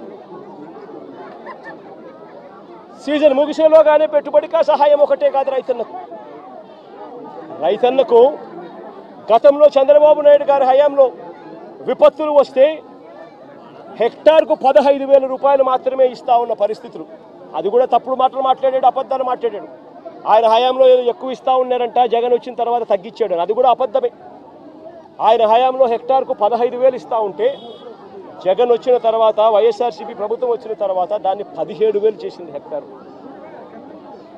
అదే జగన్ ఉండింటే, ఇటువంటి విపత్తే వచ్చిందంటే ఒకవైపు రైతుకు పెట్టుబడి కోసం రైతు భరోసా కింద 13,500 సొమ్ము వచ్చేది, రైతుకు 17,000 రూపాయలు హెక్టార్ కంటే దాదాపుగా 7,000 రూపాయలు హెక్టార్కు, ఎకరాకు 7,000 రూపాయలు రైతుకు ఇన్పుట్ సబ్సిడీ కూడా వచ్చేది ఎప్పుడే ఇమీడియట్గా సీజన్ ముగిసేలోగానే.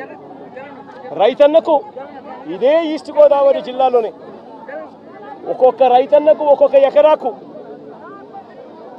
ఇన్సూరెన్స్ ప్రీమియం రాష్ట్ర ప్రభుత్వమే ఉచితంగా కట్టినందువలన ఒక్కొక్క రైతన్నకు 24,000 రూపాయల నుంచి 29,000 రూపాయలు, 24,000 రూపాయల నుంచి 29,000 రూపాయలు ఇన్సూరెన్స్ సొమ్ము రైతన్నకు పడేది. రైతన్న ఇదే సమయానికి వచ్చేసరికి రైతన్నకు 0 వడ్డీ కింద డబ్బులు కూడా రైతన్న ఖాతాలో జమ అయ్యేది. నేను అడుగుతా ఉన్నా, ఇటువంటి విపత్తే రైతన్నకు జగన్ హయాంలో వచ్చినుంటే, వైఎస్ఆర్సీపీ ప్రభుత్వ హయాంలో వచ్చినుంటే 13,500 రూపాయలు రైతన్నకు రైతు పెట్టుబడి సహాయం, 24,000 నుంచి 29,000 రూపాయలు రైతన్నకు ఇన్సూరెన్సు, 7,000 రూపాయలు రైతన్నకు ఇన్పుట్ సబ్సిడీ, 0 వడ్డీ కింద ప్రతి రైతన్నకు కనీసం 4,000 రూపాయలు, 3,000-4,000 రూపాయలు కనీసం 0 వడ్డీ కింద డబ్బు వచ్చేది. అన్నీ లెక్కేసుకుంటే రైతన్నకు కనీసం అంటే 40,000 నుంచి 45,000 రూపాయలు రైతన్నకు ప్రతి ఎకరాకు వైఎస్ఆర్ కాంగ్రెస్ పార్టీ ప్రభుత్వమే ఉండింటే, జగనే ఉండింటే ప్రతి రైతన్నకు వచ్చేది. కానీ ఈ పెద్ద మనిషి ఏం చేస్తూ ఉన్నాడు? ఆలోచన చేయమని అడుగుతా ఉన్నా. జగన్ 7,000 ఇస్తా ఉన్నాడు, నేను 10,000 ఇస్తా ఉన్నాడు అని, నేను 10,000 ఇవ్వబోతున్నాను అని చెప్తా ఉన్నాడు. ఆయన 10,000 ఇవ్వబోతా ఉన్నాడు. ఎవరికి ఇస్తా ఉన్నాడు? కనీసం ఈ క్రాప్ చేశారా? సోషల్ ఆడిట్ పెట్టారా? మళ్ళీ తెలుగుదేశం పార్టీ కార్యకర్తలు, మళ్ళీ తెలుగుదేశం పార్టీ జన్మభూమి కమిటీలు వాళ్ళ చుట్టూ తిరగాలి. వాళ్ళు ఎవరు పేరు చెప్తే వాళ్ళకు మాత్రమే వస్తుంది. వాళ్ళ ఇష్టం వచ్చిన గ్రామాలు ఉంటాయి, వాళ్ళ ఇష్టం లేని గ్రామాలు ఉండవు. పారదర్శకత ఎక్కడా లేకుండా పోయింది. 10,000 ఇస్తానంటున్నాడే తప్ప రైతులకు రావాల్సిన ఇన్సూరెన్స్ గురించి మాట్లాడు. రైతులు నష్టపోతా ఉన్న 24,000 నుంచి 29,000 రూపాయలు ఎకరాకు రైతన్న నష్టపోతా ఉన్న ఇన్సూరెన్స్ గురించి మాట్లాడు. రైతన్నలకు ఇవ్వాల్సిన 0 వడ్డీ గురించి మాట్లాడు. రైతన్నకు రైతు భరోసా కింద నష్టపోయిన 13,500 రూపాయల గురించి మాట్లాడు. ఇవన్నీ రైతు నష్టపోయాడు అన్న సంగతి తెలిసి ఉన్నా కూడా ఈ పెద్ద మనిషి చంద్రబాబు నాయుడు మాట్లాడు. అదే అప్పట్లో వైఎస్ఆర్ కాంగ్రెస్ పార్టీ ప్రభుత్వం ఉన్నప్పుడు, జగన్ ప్రభుత్వం ఉన్నప్పుడు, చంద్రబాబు నాయుడు గారి ప్రభుత్వానికి మధ్య తేడా ఒకసారి చూస్తే 2014 నుంచి 19 మధ్య, అంటే చంద్రబాబు హయాంలో ఎంత ఇన్సూరెన్స్ ఇచ్చారు అని అంటే 30,85,000 మంది రైతన్నలకు మాత్రం 3,411 కోట్ల రూపాయలు మాత్రమే ఇచ్చాడు. అది కూడా రైతన్నలు వాళ్ళ ఇన్సూరెన్స్ ప్రీమియం వాళ్ళు కడితే. ఈయన చేసేదేంటి, ఇచ్చేదేంటి? రైతన్నలు ఇన్సూరెన్స్ ప్రీమియం వాళ్ళు కట్టుకుంటే వాళ్ళకి ఇన్సూరెన్స్ సొమ్ము 3,411 వచ్చింది, 3,411 కోట్లు వచ్చింది. అది 30,85,000 మంది రైతులకు మాత్రమే. అది కూడా ఇన్సూరెన్స్ ప్రీమియం కట్టగలిగిన కెపాసిటీ ఉన్న రైతులకు మాత్రమే. అదే జగన్ హయాంలో ఏకంగా 54,55,000 మంది రైతన్నలకు ఇన్సూరెన్స్ సొమ్ము వచ్చిందెంతో తెలుసా? 7,802 కోట్ల రూపాయలు. ఒక్క రూపాయి కూడా రైతన్న ఇన్సూరెన్స్ ప్రీమియం కట్టాల్సిన అవసరం లేకుండా జరిగింది.